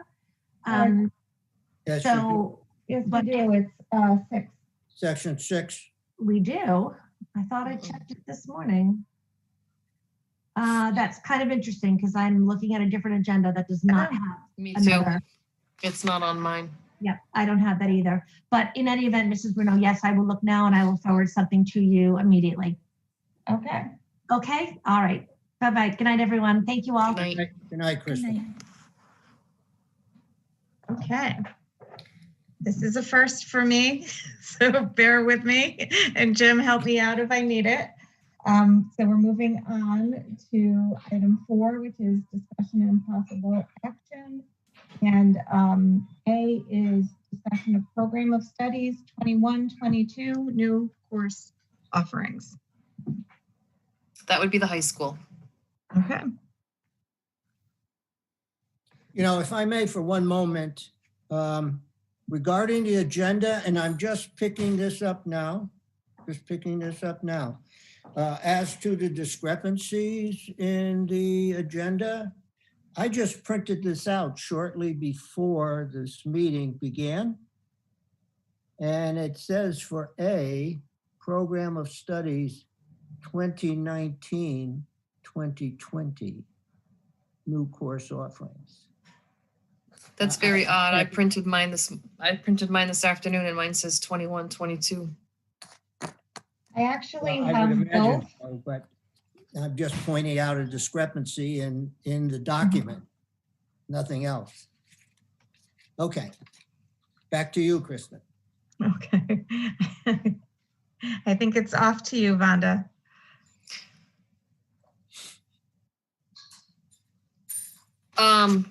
So are we finishing reports? We're doing program of studies. Okay, that would be the high school. Okay, sorry. That's okay. Just a brief introduction, if that's permissible. Every year we try to bring forward new courses and programs to make our high school offerings interesting for our students and keep them engaged. And I'm going to ask that Mr. Lucky present a program he's been working on quite a bit. And I'm very excited about this, just to preface his presentation. So Mr. Lucky, if you could move on to the allied health programs and as what you've been working on. Okay. So as you know, I've been working on the Perkins Grant for many years, and it's resulted in a lot of new programs at the high school in the business area, the tech ed area, because that's where the grant funding can be utilized. So I had approached Mrs. Dyer about a year ago because there's a cross certification that I thought she would be able to get, which will allow me to utilize Perkins funds in her courses. So she was gracious enough to actually go and apply for that cross certification, 103 it is, and get it. So now I can write into the Perkins Grant, hopefully receive funding to be utilized in the science/allied health areas for courses only that she teaches. So with that, I've been working with her. Well, actually, I worked with my tech ed and business departments and asked them what they needed for this year and whatnot. And there wasn't a great need for new equipment because we've been doing a pretty good job utilizing the Perkins funds, kind of revamp things year by year and department by department for them. I thought this would be a great opportunity to expand what I'm calling a medical career pathway. So Jim and I have actually had, Freund, have had a lot of discussion over the past 10 years about this, how great it would be in order to get some certification courses in which we've already had EMT at the high school because Mrs. Dyer is certified EMT instructor. But this led to the further conversations this year with the potential funding, and Mrs. Dyer is very much on board of creating new classes. She had some relationship with UConn, which is pretty cool, Dr. Blanchard. And I was just on a meeting, that's why I was late to this one, with Dr. Blanchard, as well as 3 former students, one of our EMTs, and actually another EMT and director of the Ambulance Corps in Beacon Falls. And what we're going to do and what UConn has agreed to, as long as the board agrees, and as long as we get the Perkins Grant, is introduced 2 new courses. One of them is titled Introduction to Allied Health Professions. And this is a 1-credit UConn ECE course, a half-year course for us. It has to be taught by Mrs. Dyer, in which case we'll be utilizing Perkins funds to support what she needs in that course. In that particular course, the UConn professor said that there is not a particular textbook, but that he is going to share with Danielle, all of the resources that they utilize in that course at UConn. The second course is Human Physiology and Health and Disease. This is actually not offered in any other public high school in the world. If the board were to accept this course, and it's all contingent upon receiving the Perkins Grant, we would actually be the pilot school for UConn for this course. That particular course would be a 1 full year, 1-credit course for us, and a 3-credit UConn course at UConn. So these are the 2 new courses that we're looking to implement for next year. Again, contingent upon, and we've done this before, contingent upon reception of the Perkins Grant. In that second course, Human Physiology and Health and Disease, there is a textbook, and the professor is working on getting us the actual textbook for that. When we purchase it, we would be utilizing Perkins Grants to purchase it, and it would be the same exact textbook that UConn uses in their classroom. With that, Paul, we also have the biochemistry course, which is not directly related to it, but it is in the fact that it's actually scaffolding for the career pathway in the medical field. And this was a result of, for many years, the chemistry teachers have been contemplating an advanced chemistry course. Biochemistry is well known as one of the most challenging areas of chemistry. And they put a proposal forward to the board to introduce a semester biochemistry concentration. And this actually kind of dovetails very nicely with the program that Mr. Lucky and Mrs. Dyer had put together, because it gives us a really solid medical career pathway for our students. The fortunate or unfortunate thing with the grant, so typically the Perkins Grant is due at the end of the preceding year.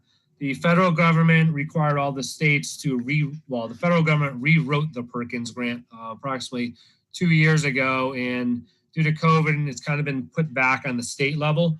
So they actually revamped the timeline for this year. So the Perkins Grant is actually due December 11th, where typically it was due in May of the preceding year.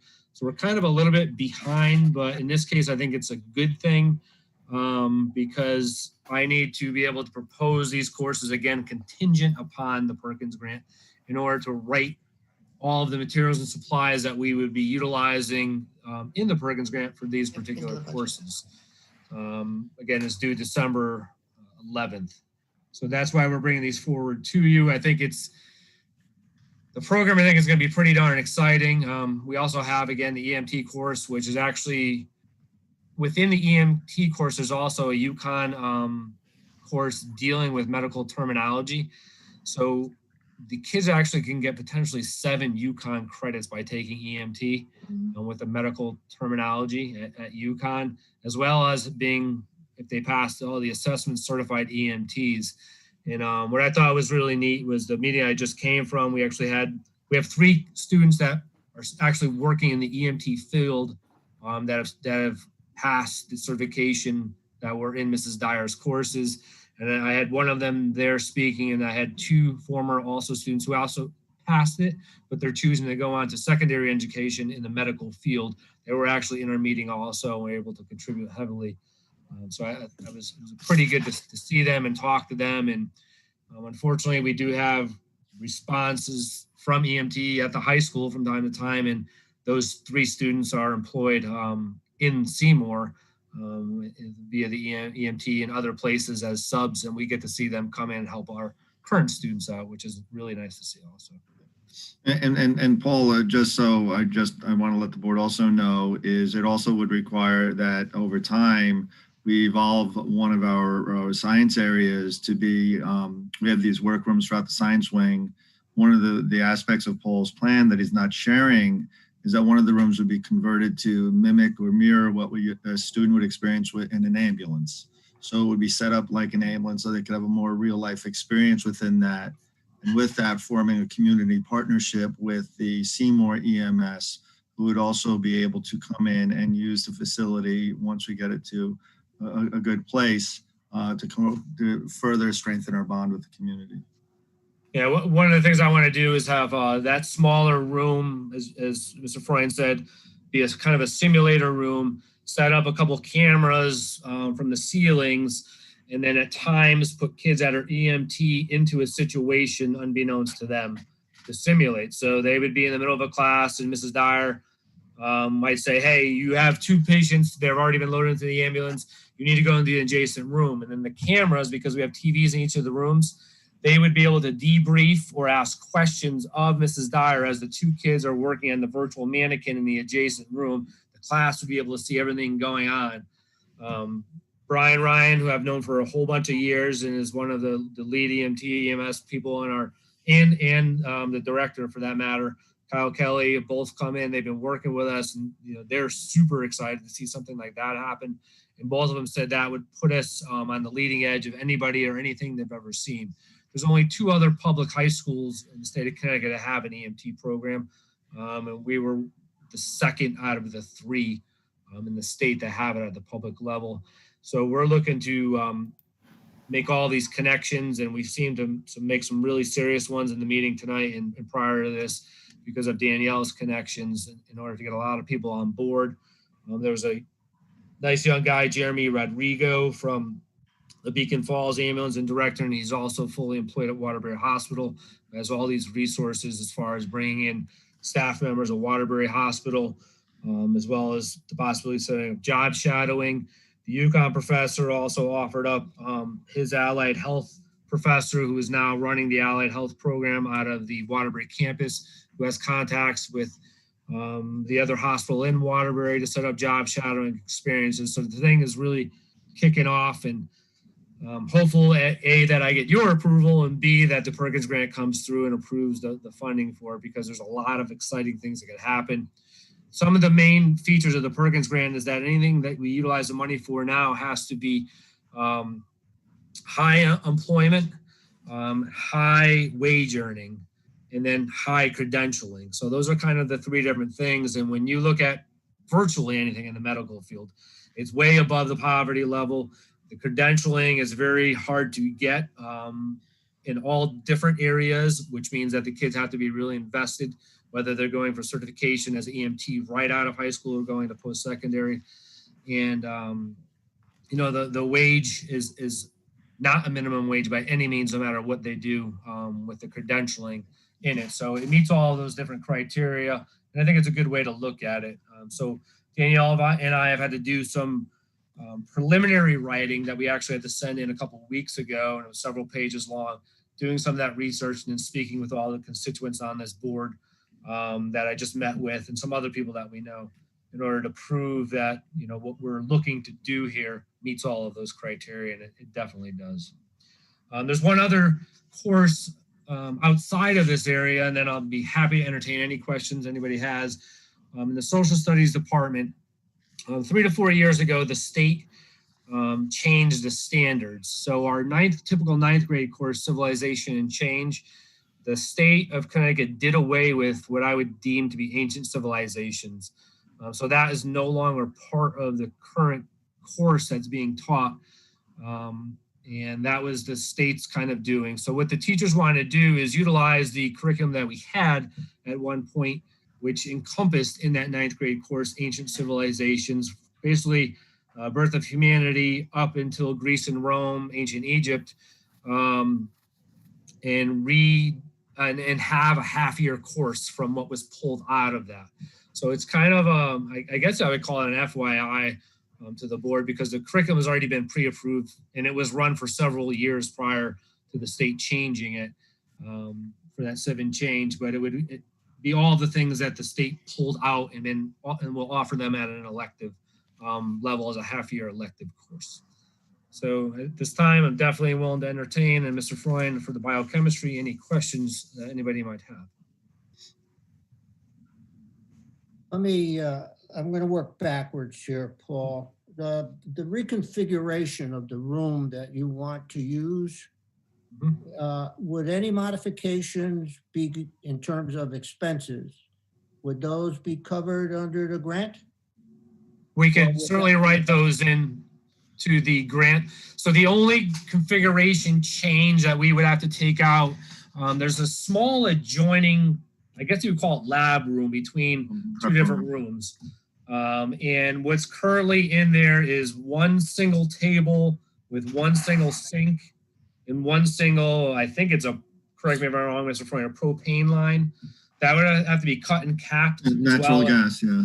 Right, as well as the drain line and the water line cut and capped, and then the table would come out of there. And we can certainly put that into the Perkins funding. We would replace that table with a stretcher, which would be what you would expect to see in the middle of an ambulance. So it's literally a lab finger in a prep room. The lab finger doesn't get used except for having things piled on it. All right, do we have the capabilities in-house to do the things you just described, such as removal of the sink, capping off the line, water lines, etc.? Or would this necessitate bringing in certified plumbers and electricians, as the case might be? I would imagine you would need an electrician as well as a plumber to cap off the plumb lines as well as the gas lines. Okay, line. So they would be out of house, not in-house services.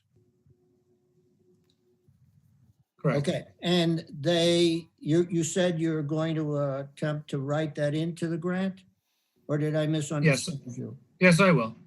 But it might be over a course of several years to fulfill the vision. It wouldn't.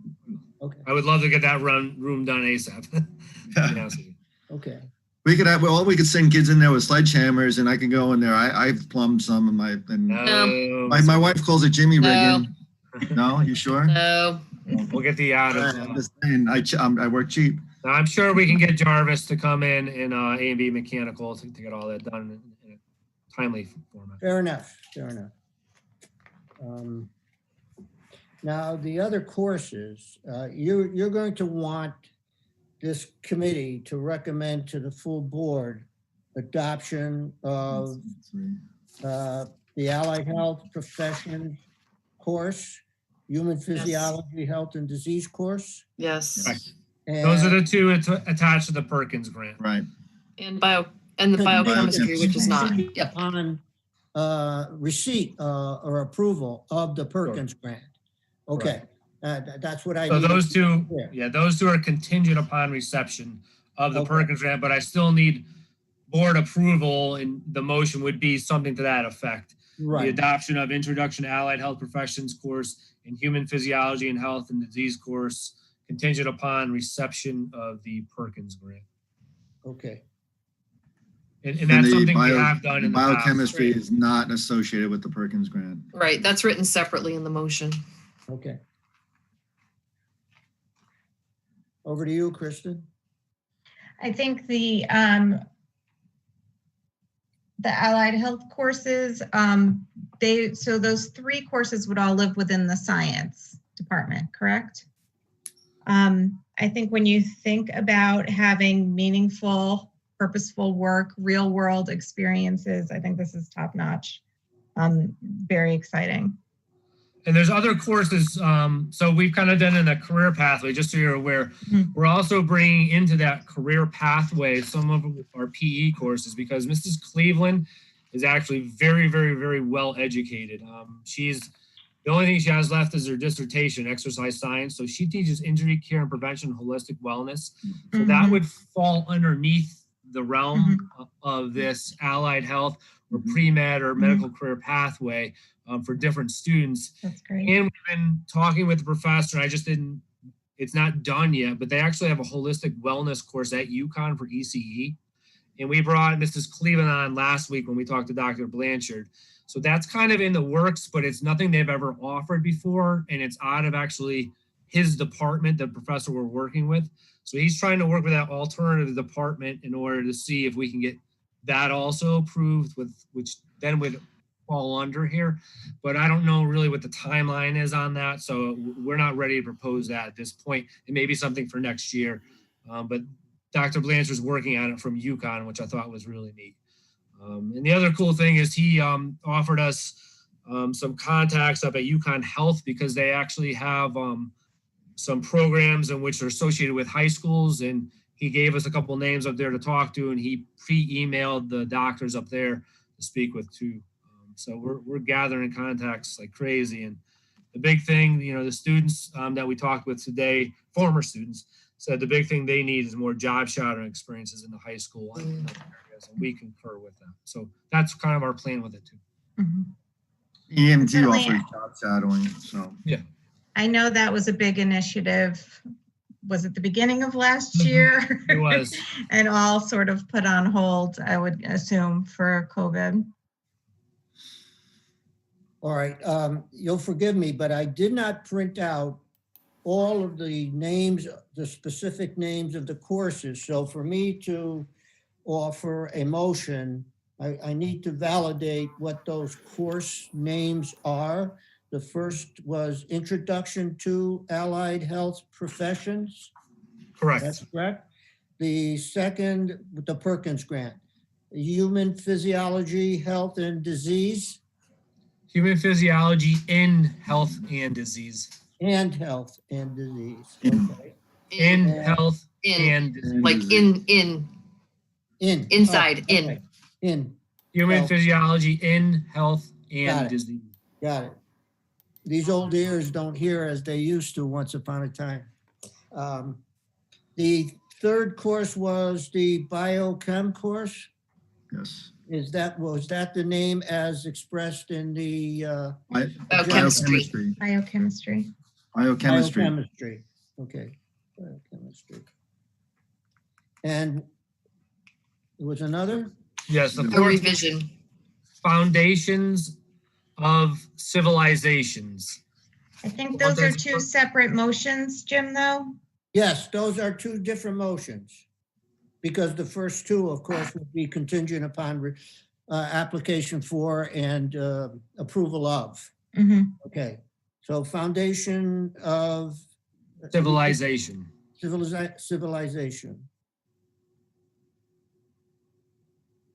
Okay, And that was essentially, as I said, that's already, it's the same curriculum that we used prior to the state rewriting. right. Okay. So I had a question about that one. What was the rationale around the state changes? I honestly don't know, but they took it out. I could find out and get back to you. Maybe. So in terms of forward, what? I said maybe I could find out and get back to you. I'm not Okay. really sure I'll get an answer on it, but In terms of moving it forward, was there any work to revise it, to make it more inclusive, to make it more culturally responsive?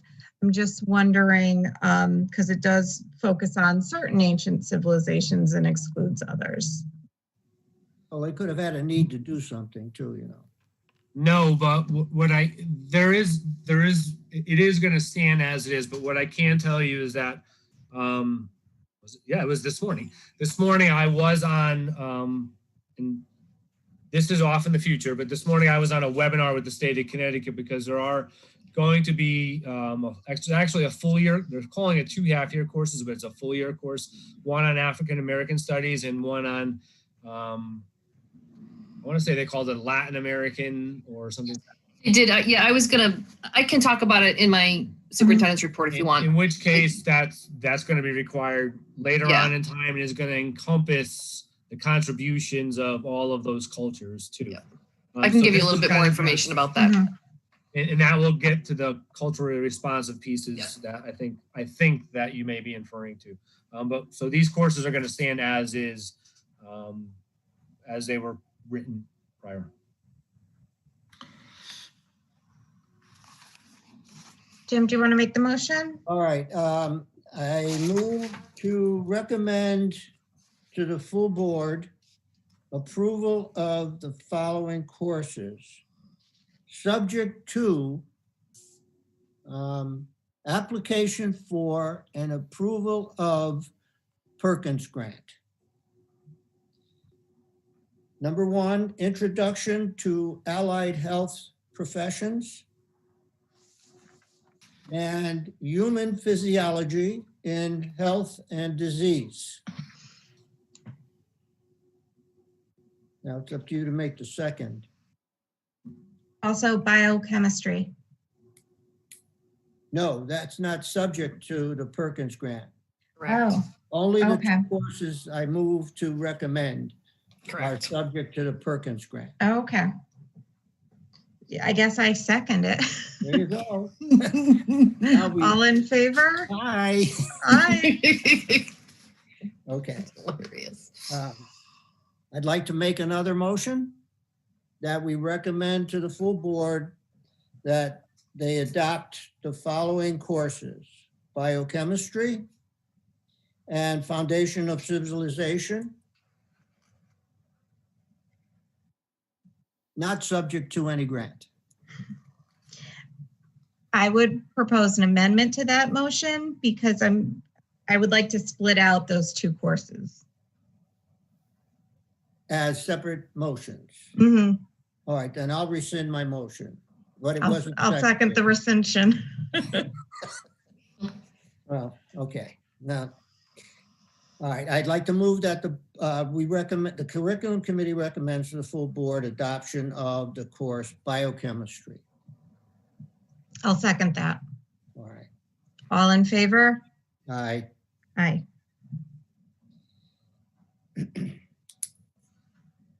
Recommend to the full board adoption of foundation of civilization.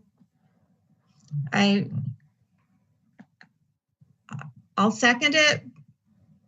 But I guess what I would say is I don't think it's time that we just move forward old curriculum. I think it requires fresh eyes, and I want to hear more about from the superintendent's report. And so I would not recommend that the board approve the course, but I would recommend that it be discussed further.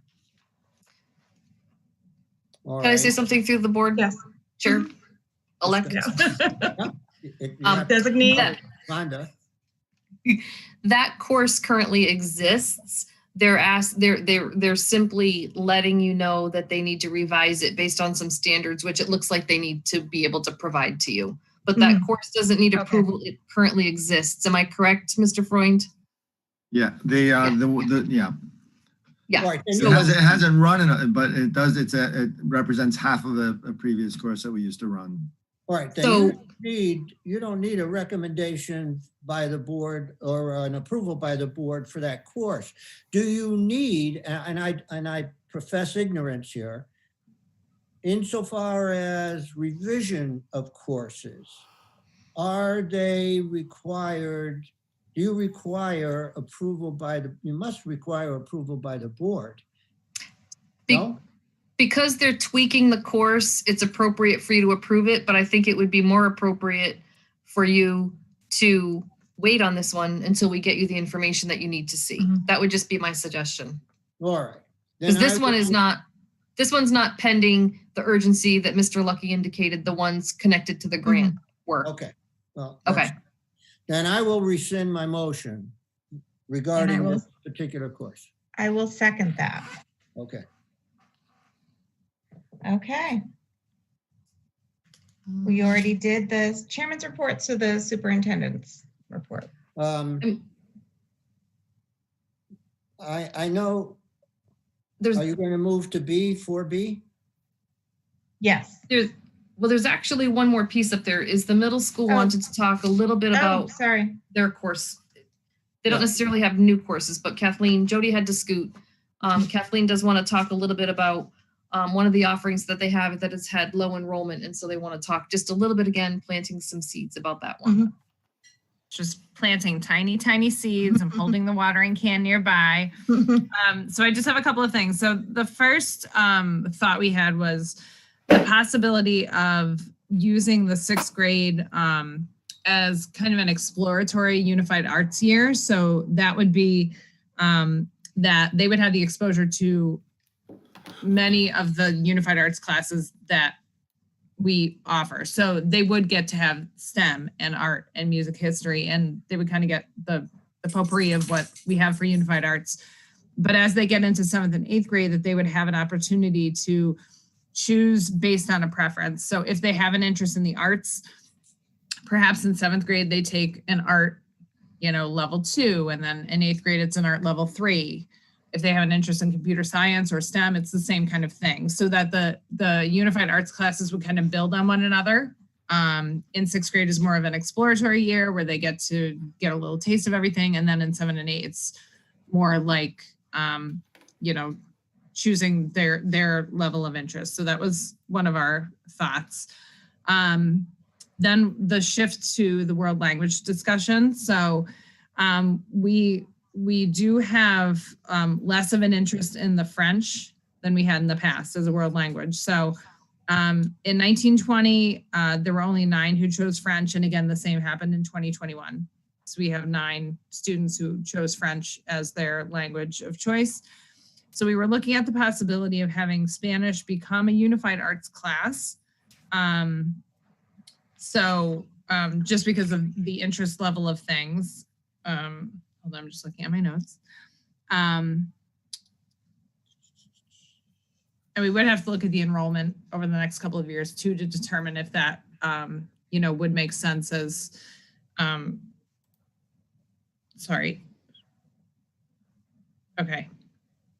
because of the level of interest of the French, to see if that was something we want to move forward with, or if we want to kind of shift away from. We did talk about the potential of having a world cultures class, which was something that they did have in place at the middle school in years past, as a replacement for, students to have that instead of the French class. And my battery's dying. I'm just going to plug in. So give me a second. Okay.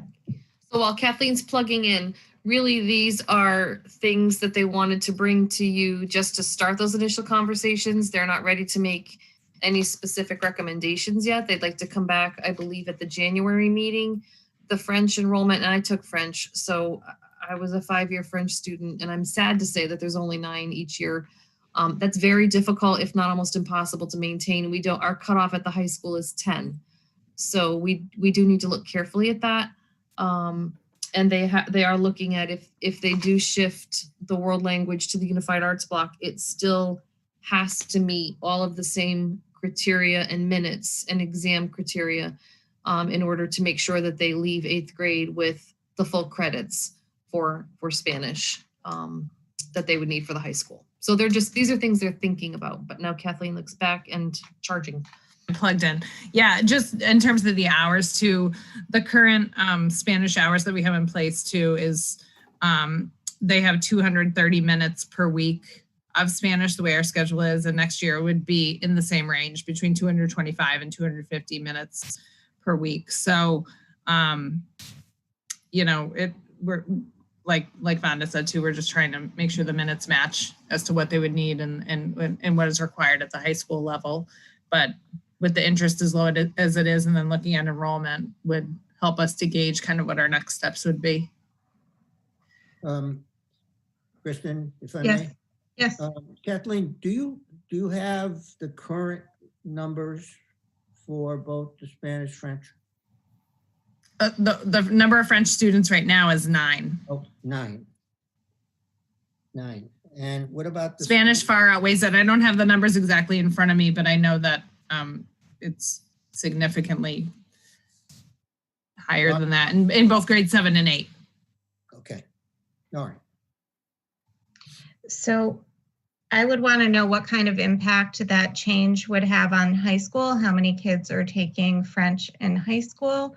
I think it's always been an advantage of our programming that kids can get into and take Spanish too as freshmen. And I don't know if they did the same to be able to get up to AP, if that's something that they excel at and are interested in.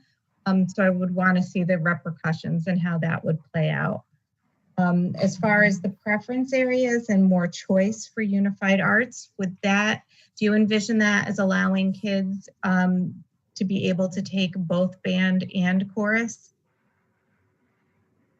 the way this, it's so hard to say. I mean, the way the schedule is now is such an, unusual circumstance. So the way we have it now is that if they take band, they're having it on the 2 days that they were present in the building.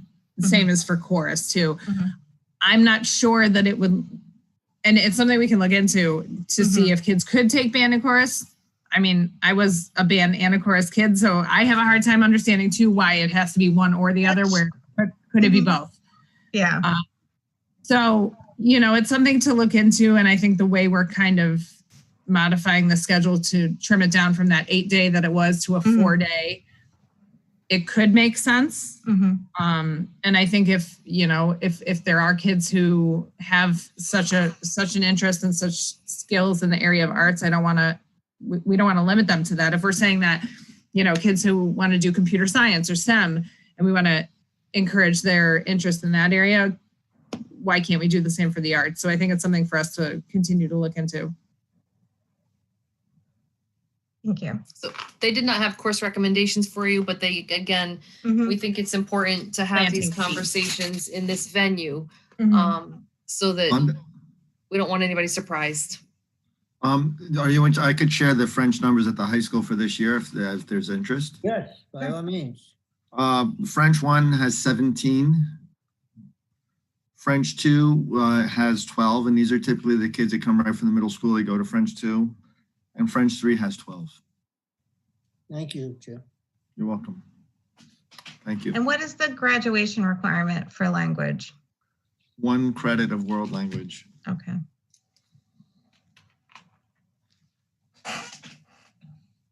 Interesting. Go ahead. Interestingly enough, our largest French class is French 1, and none of those students took French in the middle school. Fascinating.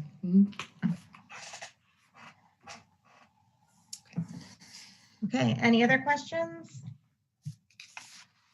Move on to 5B. Thank you. And I did make a list, so I'm going to just kind of go through it quickly in the essence of time. I know it's 8 o'clock. The first thing that I want to say is that the entire administrative team and the teachers were very appreciative of the board's support of the additional time on the Wednesdays in professional learning. We are, currently talking about best ways to help our teachers use that. And so really, thank you for that. The other thank you that I just want to make sure that we get out there is, you can hear, and I'm sure you could even see, like Paul is very enthusiastic about his Perkins work. I wish you could see that every single one of the administrators here, and even the ones that aren't here tonight, really like have this little visible bubble above their head about something that they're really passionate in. And they have all been so significant in what we feel are the successes of the past few months. It's not perfect, but I have to tell you that these administrators are working at night, they're working on the weekends, and they care very deeply. They're checking in on their teachers. And so, I thank them, and I think it's important that you recognize that we are sincerely appreciative of what they're doing for our students. We've been popping in, Michael and I have been popping in digitally, virtually, kind of popping into classrooms like this all the time. And I will say that I believe the teachers appreciate that. I did a whole bunch of visits last week, and teachers across every grade level and every building sent me an email saying, thanks for popping in. I'm so glad you came to visit my classroom. And I couldn't stop teaching to tell you, but this is what we were doing. Please come back. So we really are seeing some wonderful things. I still think we're seeing a lot of talking too. So, we're working on less talking on the teacher's part, but seeing such great things. Mr. Garfalo had asked, through Mrs. Harmeling and an email for some more information on assessments. So I've talked with the administrative team, Mr. Garfalo, and we will be preparing some information on assessments. Mrs. Harmeling kind of hinted at that as well in her report. So at our next curriculums technology subcommittee meeting, we'll talk more about what assessment actually looks like, not just in writing, but verbally and even through technology. Just a few little pieces. We were working on a math pilot last year, and we are resurrecting that. I think Stacy and Lauren and I are meeting, I think it's even tomorrow, to to start to meet with our teachers group. We had a really excited teachers group. We really want to try to identify a resource to put before you in the late winter so that we can include that in our budget planning process for the spring. We do need a new math resource. Our current one has expired. And by expired, I mean the access to the resources is no longer available. Along the same lines, we are picking back up with our library media technology curriculum work because we would like to put to the board a full-time position, preferably for next year, to be shared between the high school and middle school for a year. And we want to be able to have a robust curriculum. So we're still working with our consultant, Jerry Van Leer, at the state level to do that work virtually. We just want to recognize that the state is still, and I'm supportive of this, the state is still moving forward with our spring assessments, Smarter Balanced, NGSS, things like that. And I think it is important for us to see how our students are doing regardless of the circumstance, in spite of or despite of. And the only glitch that they're still trying to figure out is the remote piece. They want to be able to have the students trying to take it, even if they're full distance learners. I'm pretty close friends with Abe Christ at the state. He was on our Board of Education in Hebron when I worked there. And so he's, been talking with me about maybe trying to have some teachers pilot some pieces of that. So we're going to look at that and see what that looks like. Along those same lines, the PE assessment is still going to happen. Individual districts were given that decision as to when to administer it. We decided as a district to administer it all in the spring. So we're not going to administer. In the past, we have done some parts in the fall and some parts in the spring, and that's been permissible. We're going to wait until the spring. And I think that that's it. Kristen, I have a question for Sure. Rhonda. Sure. Earlier, when we first experienced the onset of COVID and the policy that the superintendent expressed was that there would be no visitors allowed in the school buildings. And I did not ask at the time, but I'm asking you because you have greater sense of an answer than I do. Is the superintendent averse to board members requesting permission to visit a particular class, let's say? I don't think it's averse to any board member versus any community member. At this point, our decision is, well, right now there's nobody in our buildings. Right, the buildings are closed. At this point, I think that's a question for the superintendent, but I believe that our policy is across the board. We're not letting anybody in. And as much as possible, Michael and I visit virtually, and he's the superintendent, I'm the associate superintendent. Right.